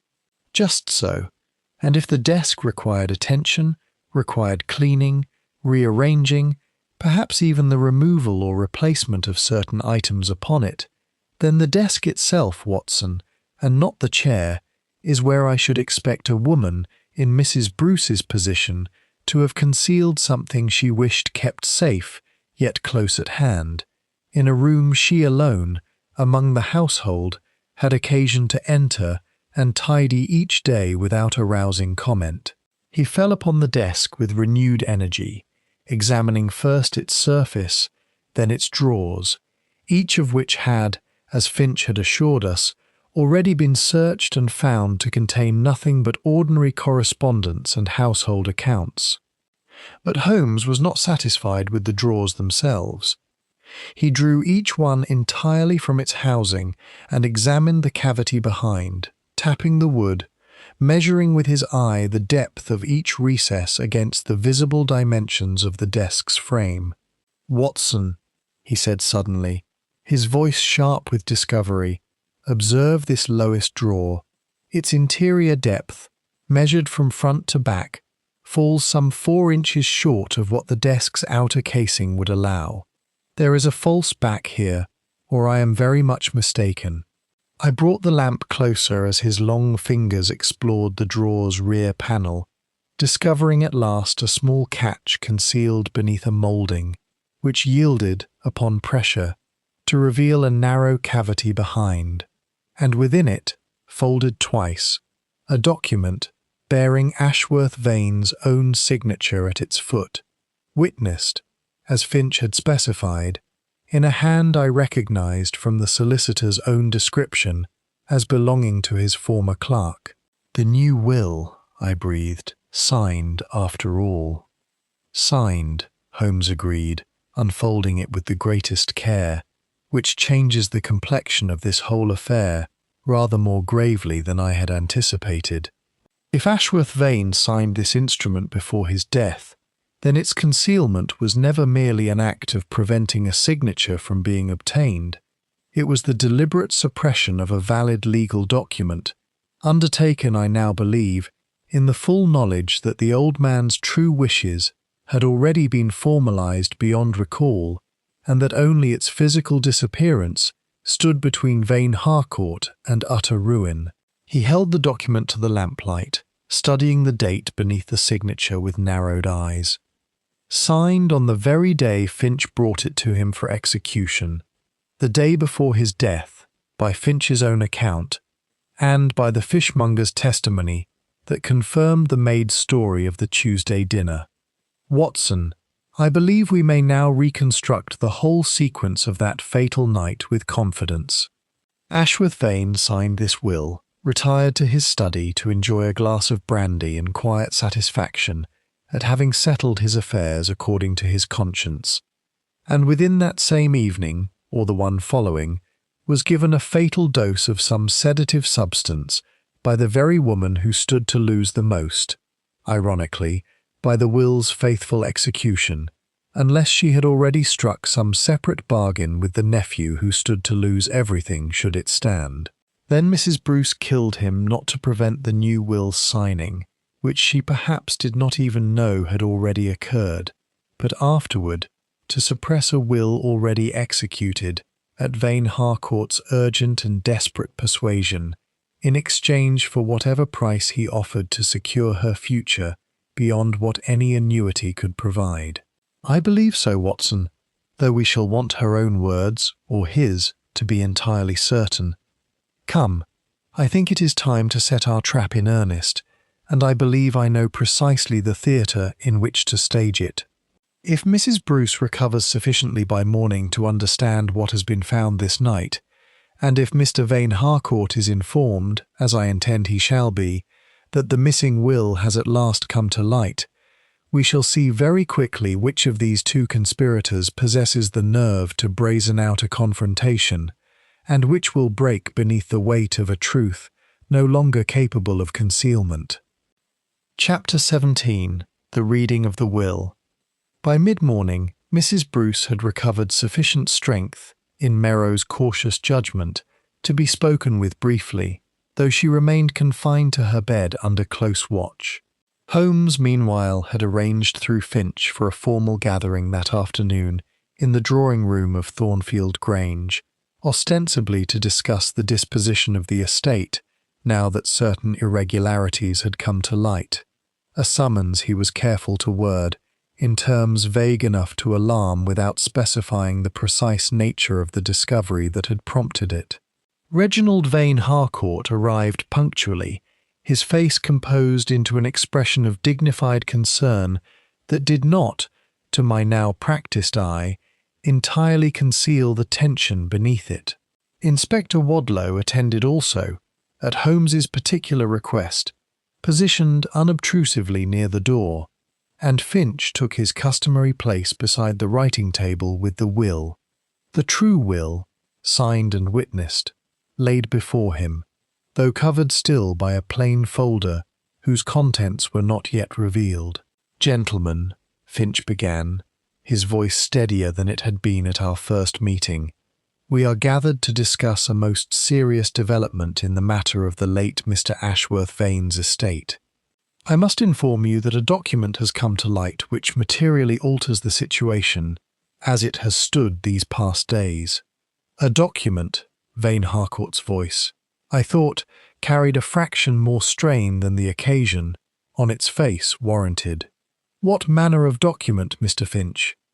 "The new will, Mr. Vane Harcourt," said Holmes before Finch could answer, "signed by your uncle on the very day before his death, witnessed properly according to law, and concealed since that time within a false compartment of his own desk. A will which leaves you, as you are perhaps already aware, nothing beyond a set of ivory chessmen." The young man's composure did not shatter at once, as Strown's had done. He was, I judged, made of sterner or at least more practised material. "This is the first I have heard of any such document actually being signed, Mr. Holmes. If my uncle did indeed execute it, I can only say I am surprised, and naturally I shall respect his wishes, however painful I find them."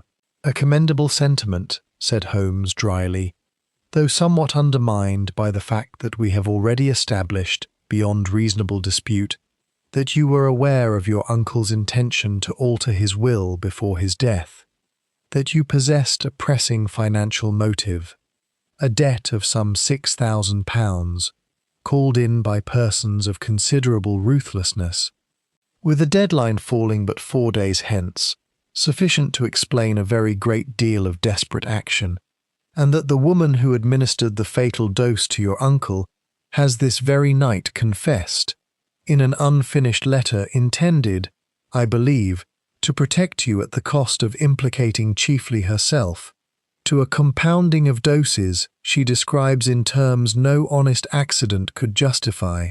Vane Harcourt's face had gone quite pale, though he made one final effort at composure.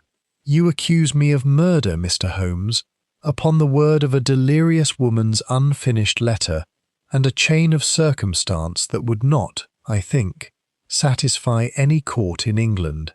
"I accuse you," Holmes replied evenly, "of conspiracy to suppress a valid will, of arranging and financing an elaborate deception regarding the date of your uncle's death, for the purpose of establishing your own alibi, and of providing Mrs. Bruce with sufficient inducement, whether promise of money or protection, or some other consideration we have yet to establish precisely, to undertake, on your behalf, a murder you yourself lacked the opportunity, though evidently not the will, to commit with your own hand. Whether a court finds this sufficient, Mr. Vane Harcourt, is a question I am content to leave to better legal minds than my own. But I do not think Mrs. Ophelia Bruce, facing the full weight of a capital charge alone while the man who profited most by her crime stands untouched beside her, will share your confidence in the discretion of circumstantial evidence. Finch, who had sat throughout this exchange with the folder still closed before him, now rose and addressed the room with the formal gravity of his profession. I should add, for the benefit of all present, that the will I hold in my hand has already been examined by an independent handwriting expert engaged at my own instruction, who has confirmed beyond reasonable doubt that both the testator's signature and that of the witness, Mr. Ashworth Vane's former clerk, are entirely genuine. There can be no question, gentlemen, of this instrument's validity being successfully challenged on any technical ground. Whatever else may be disputed in the days to come, the disposition of this estate is no longer in doubt. Vane Harcourt said nothing further, but I saw his eyes travel, for the briefest of moments, toward the drawing-room's window, as though some part of him yet calculated the distance to the door and the lane beyond it, a calculation abandoned, I supposed, the instant he marked Wadlow's solid figure still stationed near the threshold, and understood that whatever chapter of his life had begun with a quarrel over an allowance was now to close within these same walls, in a manner very far removed from anything he could have anticipated when he first went to Mrs. Bruce with his desperate proposal. Chapter 18. Masks Fall Away. It was at this moment, as Holmes had perhaps calculated with the precision of a man laying the final piece of a mechanism already wound and ready to spring, that the drawing-room door opened to admit Merrow, supporting upon his arm the frail but conscious figure of Mrs. Bruce herself, wrapped in a dressing-gown, her face drawn and grey, but her eyes, when they fell upon Vane Harcourt, burning with an emotion that had nothing of remorse in it, and a great deal of something closer to fury. "You let me believe I should die protecting you," she said, her voice weak but carrying with terrible clarity across the silent room. "And now I hear, not an hour past, that you sit here in this drawing-room, disclaiming any knowledge of what was done, as though I acted alone, out of some fancy of my own, for no reason and no reward." "Ophelia," Vane Harcourt began, half rising from his chair, but she cut him off with a gesture of such contempt that he sank back into his seat as though struck. "I have been 18 years in that man's service," she said, "and I did not kill him for love of you, Reginald Vane Harcourt, nor for any affection I bore your idle habits and your gambling debts. I killed him because you promised me £2,000 and a cottage of my own for my old age, the moment the estate was settled, in exchange for making certain that New will never saw the light of day, and because I believed, God help me, that a man who loses £40,000 to a charity for silk weavers' orphans, while his own flesh and blood is threatened by ruffians in Jermyn Street, had, in some sense, brought his fate upon himself by his own hard-heartedness. I did what you asked because you asked it, and because I was fool enough to trust a man who owed money to persons who do not extend trust to anyone at all." "This is monstrous," Vane Harcourt said, though his voice had lost all its earlier assurance. "She is unwell, gentlemen, delirious from the drug." "I beg you not to credit. I am neither unwell nor delirious, sir," Mrs. Bruce said, with a dignity that struck me, despite everything, as genuinely affecting. "I am simply done, at last, with protecting a man who has done nothing this whole affair but sit safely in Brighton and in this drawing-room, while an old woman did his killing and his lying for him. I put laudanum in his nightly glass of medicinal draught, the same I had given him harmlessly a dozen times before for his heart's ease, but this time in a quantity I knew, from years of nursing him, would stop that same weakened heart entirely, and I did it on the Tuesday night after Strown had played his part at dinner, so that when he was found the household would believe him only newly dead, and Mr. Vane Harcourt's alibi in Brighton, arranged for exactly those 3 nights at your own instruction, sir, would cover a period that had, in truth, never needed covering at all until the will complicated matters and forced us to invent 3 days that had not occurred. Inspector Wadlow, who had listened to this confession with the stunned expression of a man watching his own tidy report dissolve before his eyes, stepped forward at last. "Mrs. Ophelia Bruce, I am arresting you on a charge of wilful murder. And you, sir," turning to Vane Harcourt, whose face had drained to the colour of old parchment, "will accompany me to the station house, where you may explain to my satisfaction, or to a jury's, exactly what part you played in arranging this woman's crime and this whole elaborate deception regarding your uncle's death." Vane Harcourt made no further protest, though his face, as the constable stationed outside was summoned within to assist, had taken on the fixed, glassy quality of a man watching his own ruin unfold from some small distance, as though it were happening to another and not to himself. Mrs. Bruce, for her part, submitted to arrest with a dignity that struck me as almost more affecting than any display of remorse could have been, asking only that she be permitted a moment to steady herself upon Merrow's arm before she was led from the room that had been, for 18 years, the very centre of her ordered and industrious life. "It is a strange thing, Watson," Holmes murmured to me, as the drawing-room emptied at last of all but ourselves and Finch, to watch a household's whole architecture of loyalty and service collapse in the space of a single afternoon. I have solved 100 such cases, and I do not think I shall ever grow entirely accustomed to this particular moment, the instant when a person one has questioned across several days as a suspect ceases, all at once, to be a puzzle, and becomes, instead, simply a human being facing the ruin of everything they have built. Finch, overhearing this, nodded slowly. "I confess I feel it too, Mr. Holmes, though I have known Mrs. Bruce a good deal longer than either of you, and had reason, before this affair, to think rather well of her. It is a poor sort of triumph, in the end, however necessary the truth's discovery may have been."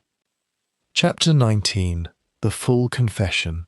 In the days that followed, as the machinery of the law closed about both Mrs. Bruce and Vane Harcourt, the full particulars of the conspiracy emerged through a series of statements, hers given with a bitter, unflinching honesty that spared herself nothing, his extracted only piecemeal, under the relentless pressure of evidence he could no longer plausibly deny. It transpired that Vane Harcourt, informed by his uncle himself, in a moment of ill-considered candour during their final quarrel, that a new will was to be drawn disinheriting him entirely, had gone directly to Mrs. Bruce, whom he had cultivated as an ally over several years, sensing correctly that her long service had bred in her both an intimate knowledge of the household's workings and a simmering resentment at the meagre provision made for her under the existing will. He had proposed initially only that she keep him informed of the will's progress, so that he might attempt some appeal to his uncle's affections before the document could be executed. But when Finch's visit on the fatal Monday made plain that the will would be signed within days, and Vane Harcourt's own creditors pressed their deadline with increasing menace, a more desperate scheme took shape between them.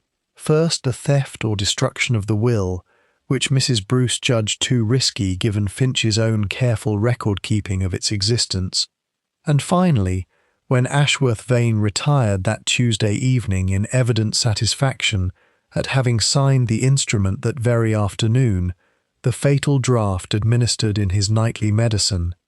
"I had not planned to kill him that night, nor any night," Mrs. Bruce stated in her formal deposition, a copy of which Finch later shared with Holmes.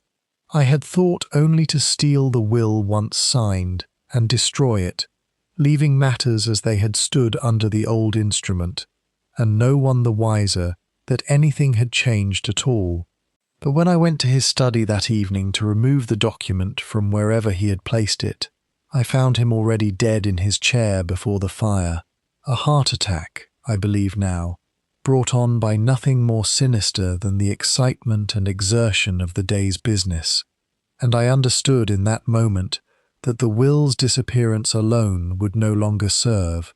For Finch knew it had been signed, and would say so, and a will known to have existed but mysteriously vanished would draw far more suspicion upon this household than a will that had simply never been discovered at all amid an ordinary, unremarkable death. This account, that Ashworth Vane's actual death was natural, and that Mrs. Bruce's crime lay in the concealment and the elaborate deception that followed, rather than in the killing itself, could not, however, be reconciled with the unfinished confession letter's own admission of a compounded dose, nor with Holmes's own observation, communicated privately to Wadlow, that a woman intent merely upon concealing a natural death had no need whatsoever to administer any substance to a corpse already deceased, unless she wished to obscure, through the presence of a sedative in his system, some other and less innocent cause that a more thorough post-mortem might otherwise have revealed.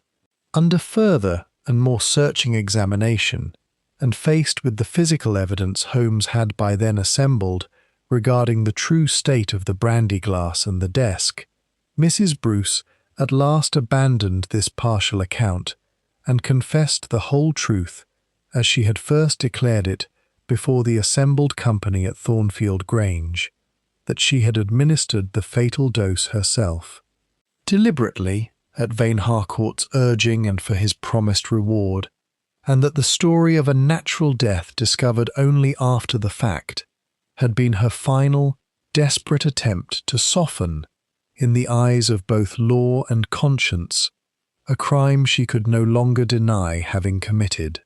Vane Harcourt, for his part, denied to the last any explicit instruction to kill, maintaining that he had asked only for the will's destruction and had never contemplated, still less commanded, his uncle's death, a distinction his counsel would labour mightily before a jury to establish, though the promised sum of £2,000 and a cottage, offered in exchange for a service he must, at some level, have understood could not be accomplished by theft alone once the will's execution was confirmed, told its own story to those inclined to weigh motive and consequence together, rather than parsing his words with a lawyer's excessive nicety.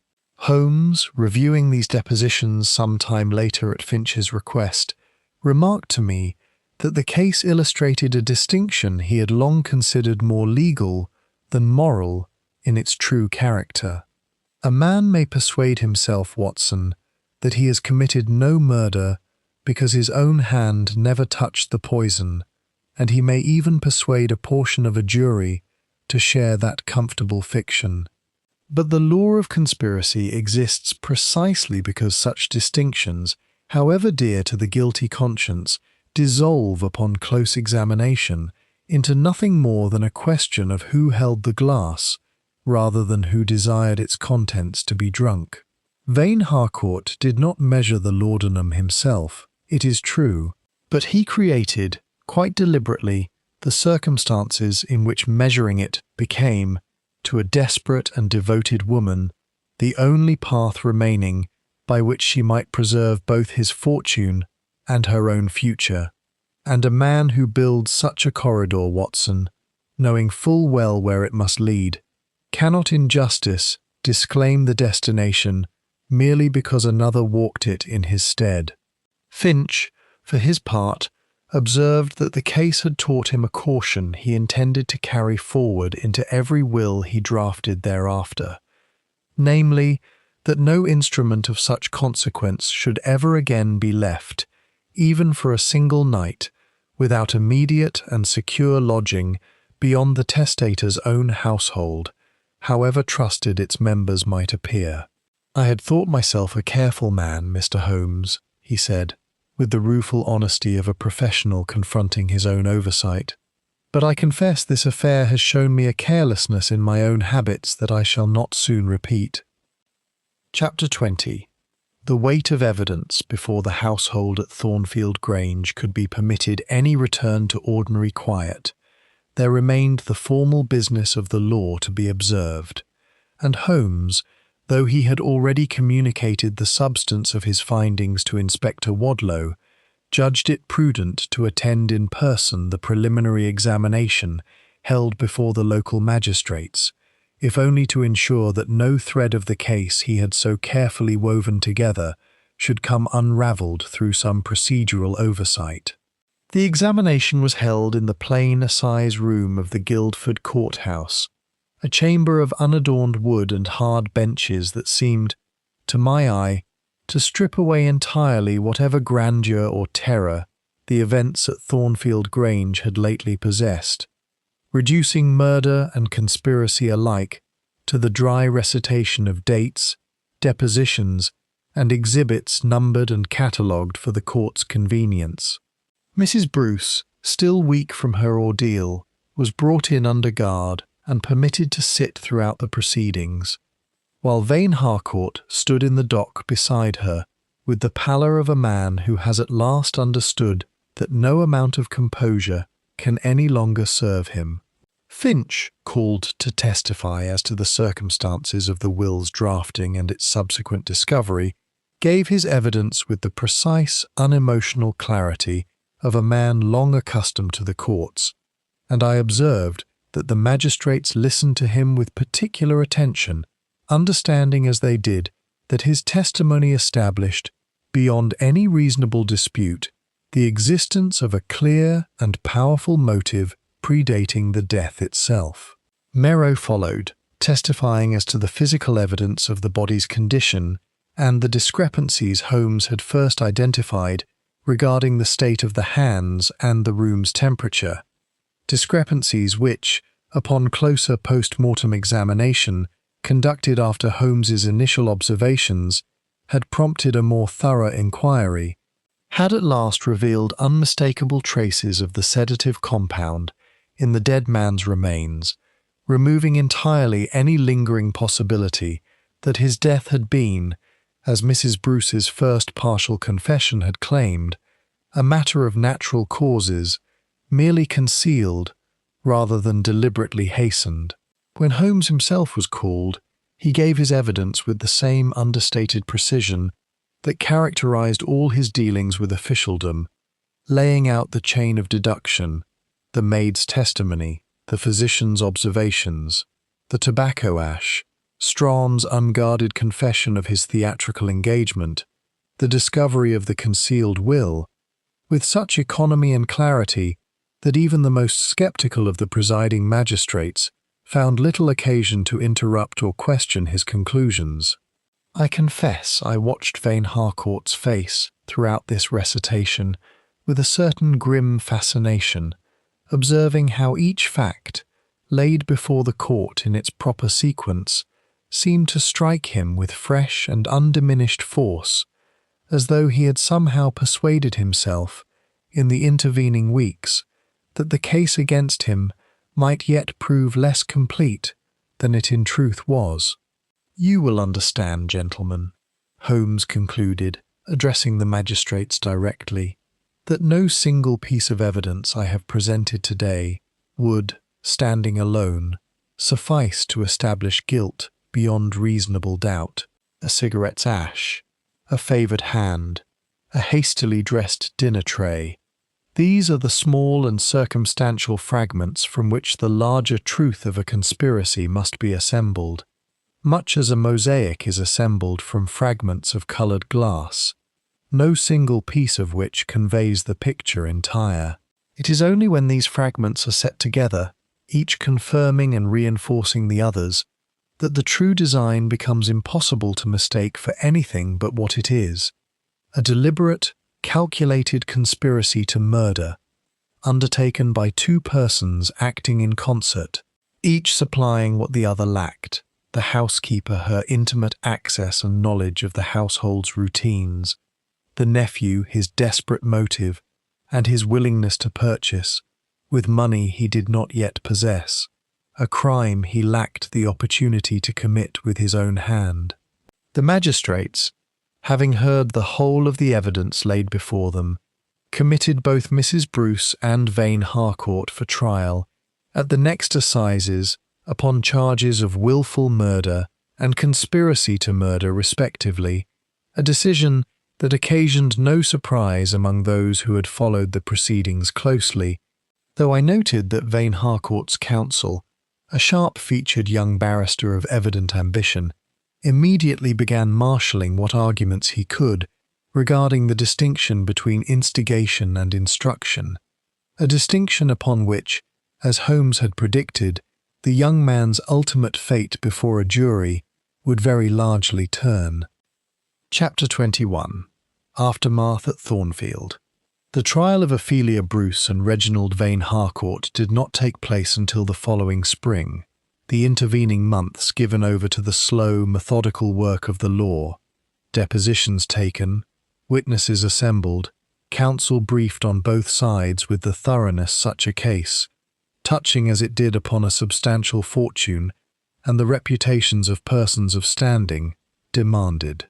Holmes took no further active part in the proceedings once his evidence had been formally recorded, though he followed the case's progress with the detached interest of a man who has already solved the puzzle that engaged him and cares little for the theatre of its subsequent prosecution. I confess, I took a warmer interest in the fates of those we had left behind at Thornfield Grange, and made a point, some weeks after our return to London, of writing to Mr. Finch to inquire after the household's disposition. His reply, when it came, furnished a coda to the affair that I believe deserves recording here, for it illuminates something of the human consequence that so often follows in the wake of Holmes's more purely intellectual triumphs. Agnes Pruitt, the maid whose honest and unwavering testimony had first set Holmes upon the true scent of the conspiracy, received under the terms of the now validated second will a legacy of £200, a sum Finch described as sufficient to establish her, should she wish it, in some small trade of her own, or to furnish a respectable dowry should she choose instead the path of matrimony, an outcome the solicitor noted, with a solicitor's characteristic discretion, seemed increasingly probable given the attentions of a young farmer in the neighbouring parish, who had, it appeared, begun calling upon her with a regularity that had not escaped the village's notice. Percival Strahan, whose innocence of the murder itself Holmes had argued for with some vigour before the authorities, escaped prosecution for any capital offence, but was convicted of conspiracy to conceal a felony and sentenced to 18 months' imprisonment, a term Finch described as harsh in the eyes of some in the village who felt the actor had been more dupe than villain in the affair, and lenient in the eyes of others who recalled that he had, whatever his private scruples, knowingly deceived a grieving household for the better part of a week. Upon his release, I understand from a later communication, he did not return to the village, but took ship for America, where the theatrical profession, Holmes remarked with a certain dry amusement, has always shown a healthy appetite for men of talent unburdened by excessive attachment to their past reputations. Of Ophelia Bruce and Reginald Vane Harcourt, the law dealt more severely, as the gravity of their offences required.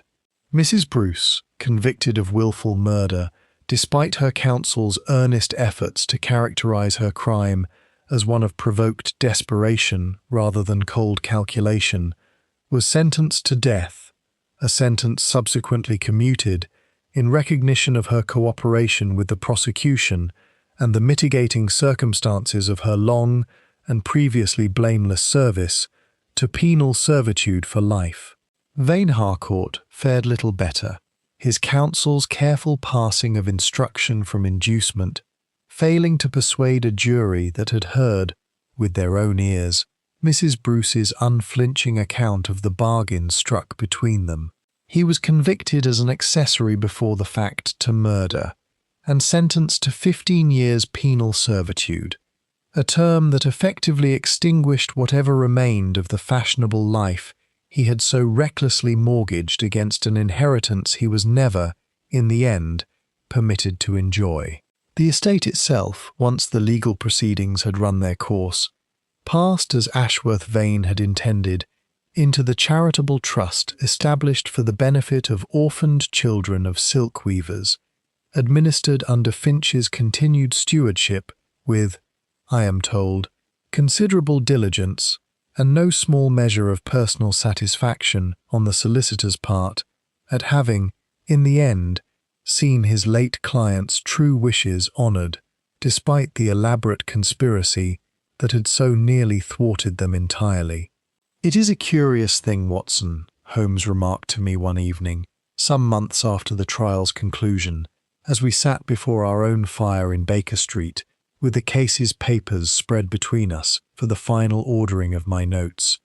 "How often the most elaborate deceptions are undone, not by some grand stroke of detection, but by the smallest and most human of errors, a discarded cigarette of an unfamiliar blend, a stiffened hand favoured out of habit rather than calculation, an actor's professional vanity unable to resist boasting of his own cleverness to a stranger who happened to be listening rather more closely than he supposed.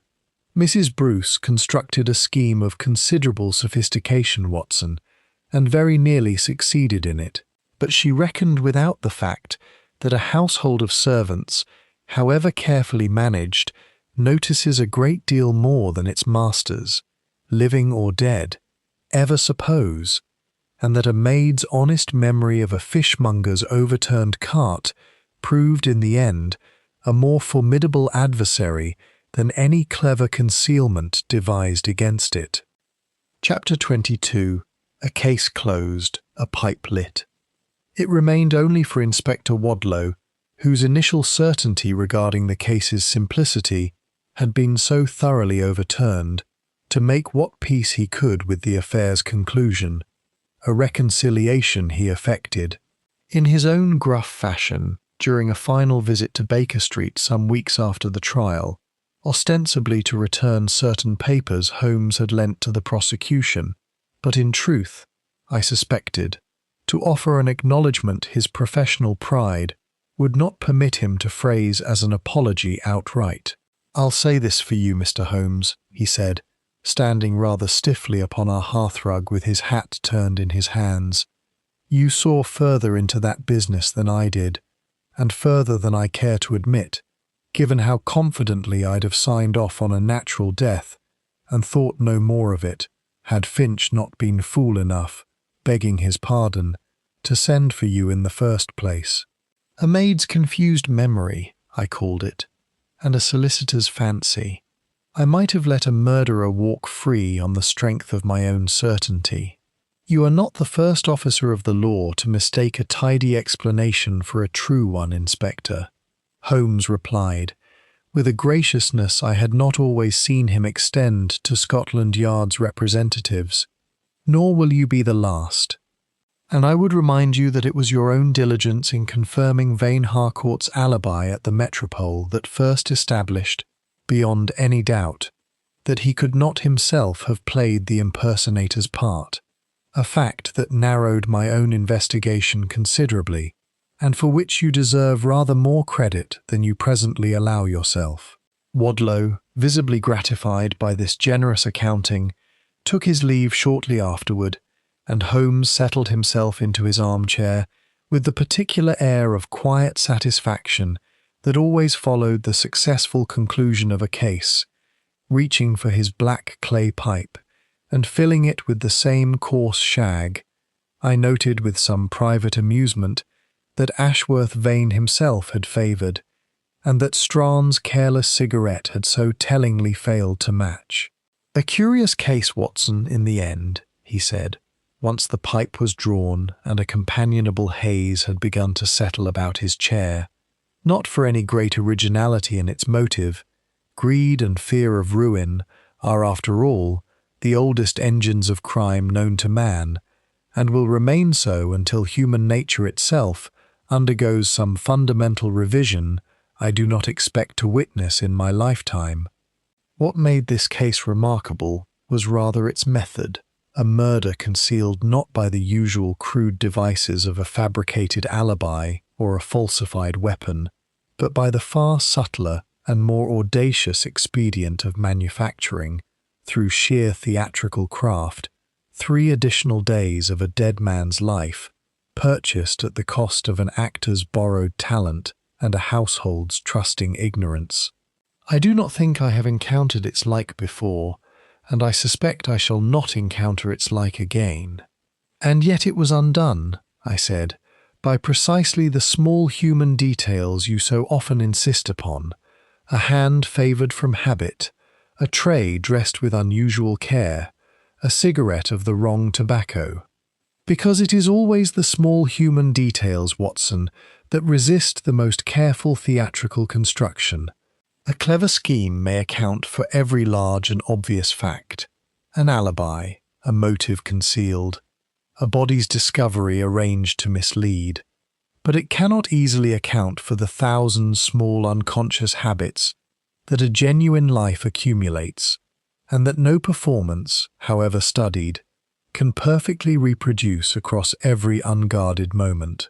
Mrs. Bruce dressed that fatal tray with her own hands, not from any excess of devoted care, but because she alone could be trusted not to notice, or to explain away, whatever small inconsistency in the impersonator's manner might otherwise have betrayed him to sharper eyes than her own. And in doing so, she drew attention to precisely the evenings that mattered most, as surely as if she had circled them upon a calendar for my benefit. He was silent for a time, drawing upon his pipe and watching the fire settle into embers, and when he spoke again, it was in the lower, more reflective register he reserved for the rare moments when a case's conclusion left him something to consider beyond the mere satisfaction of a puzzle solved. "There is a lesson in it, I think, beyond the particulars of tobacco ash and favoured hands, though I shall not trouble you with a sermon upon it at this late hour. A man may build about himself whatever mask of prosperity or virtue he pleases, and for a time, even a considerable time, the mask may hold. But the truth of a life, Watson, its true character, its true history, is written not in the grand gestures a man makes before an audience he knows is watching, but in the 1,000 small, unwitnessed habits that persist whether or not anyone is there to see them." It was Ashworth Vane's own habitual preference for pepper in his soup, faithfully if unwittingly betrayed by an impersonator too well coached in the large details and too careless of the small, that first set this whole edifice of deception trembling upon its foundations. I confess I find something rather satisfying in that, however grim the crime it ultimately exposed, that honesty, even the accidental honesty of habit, should prove, in the end, so very much harder to counterfeit than any grand and calculated lie. He knocked out his pipe against the grate and reached instead for his violin, and as the first low notes of some half-remembered air filled the room, I understood that the case of the maid who served a dead master had, in Holmes's own reckoning, been fully and finally laid to rest, though I suspected, as I gathered my notes together for the account I would one day set before the public, that its stranger details would linger rather longer in my own memory than in his. The end.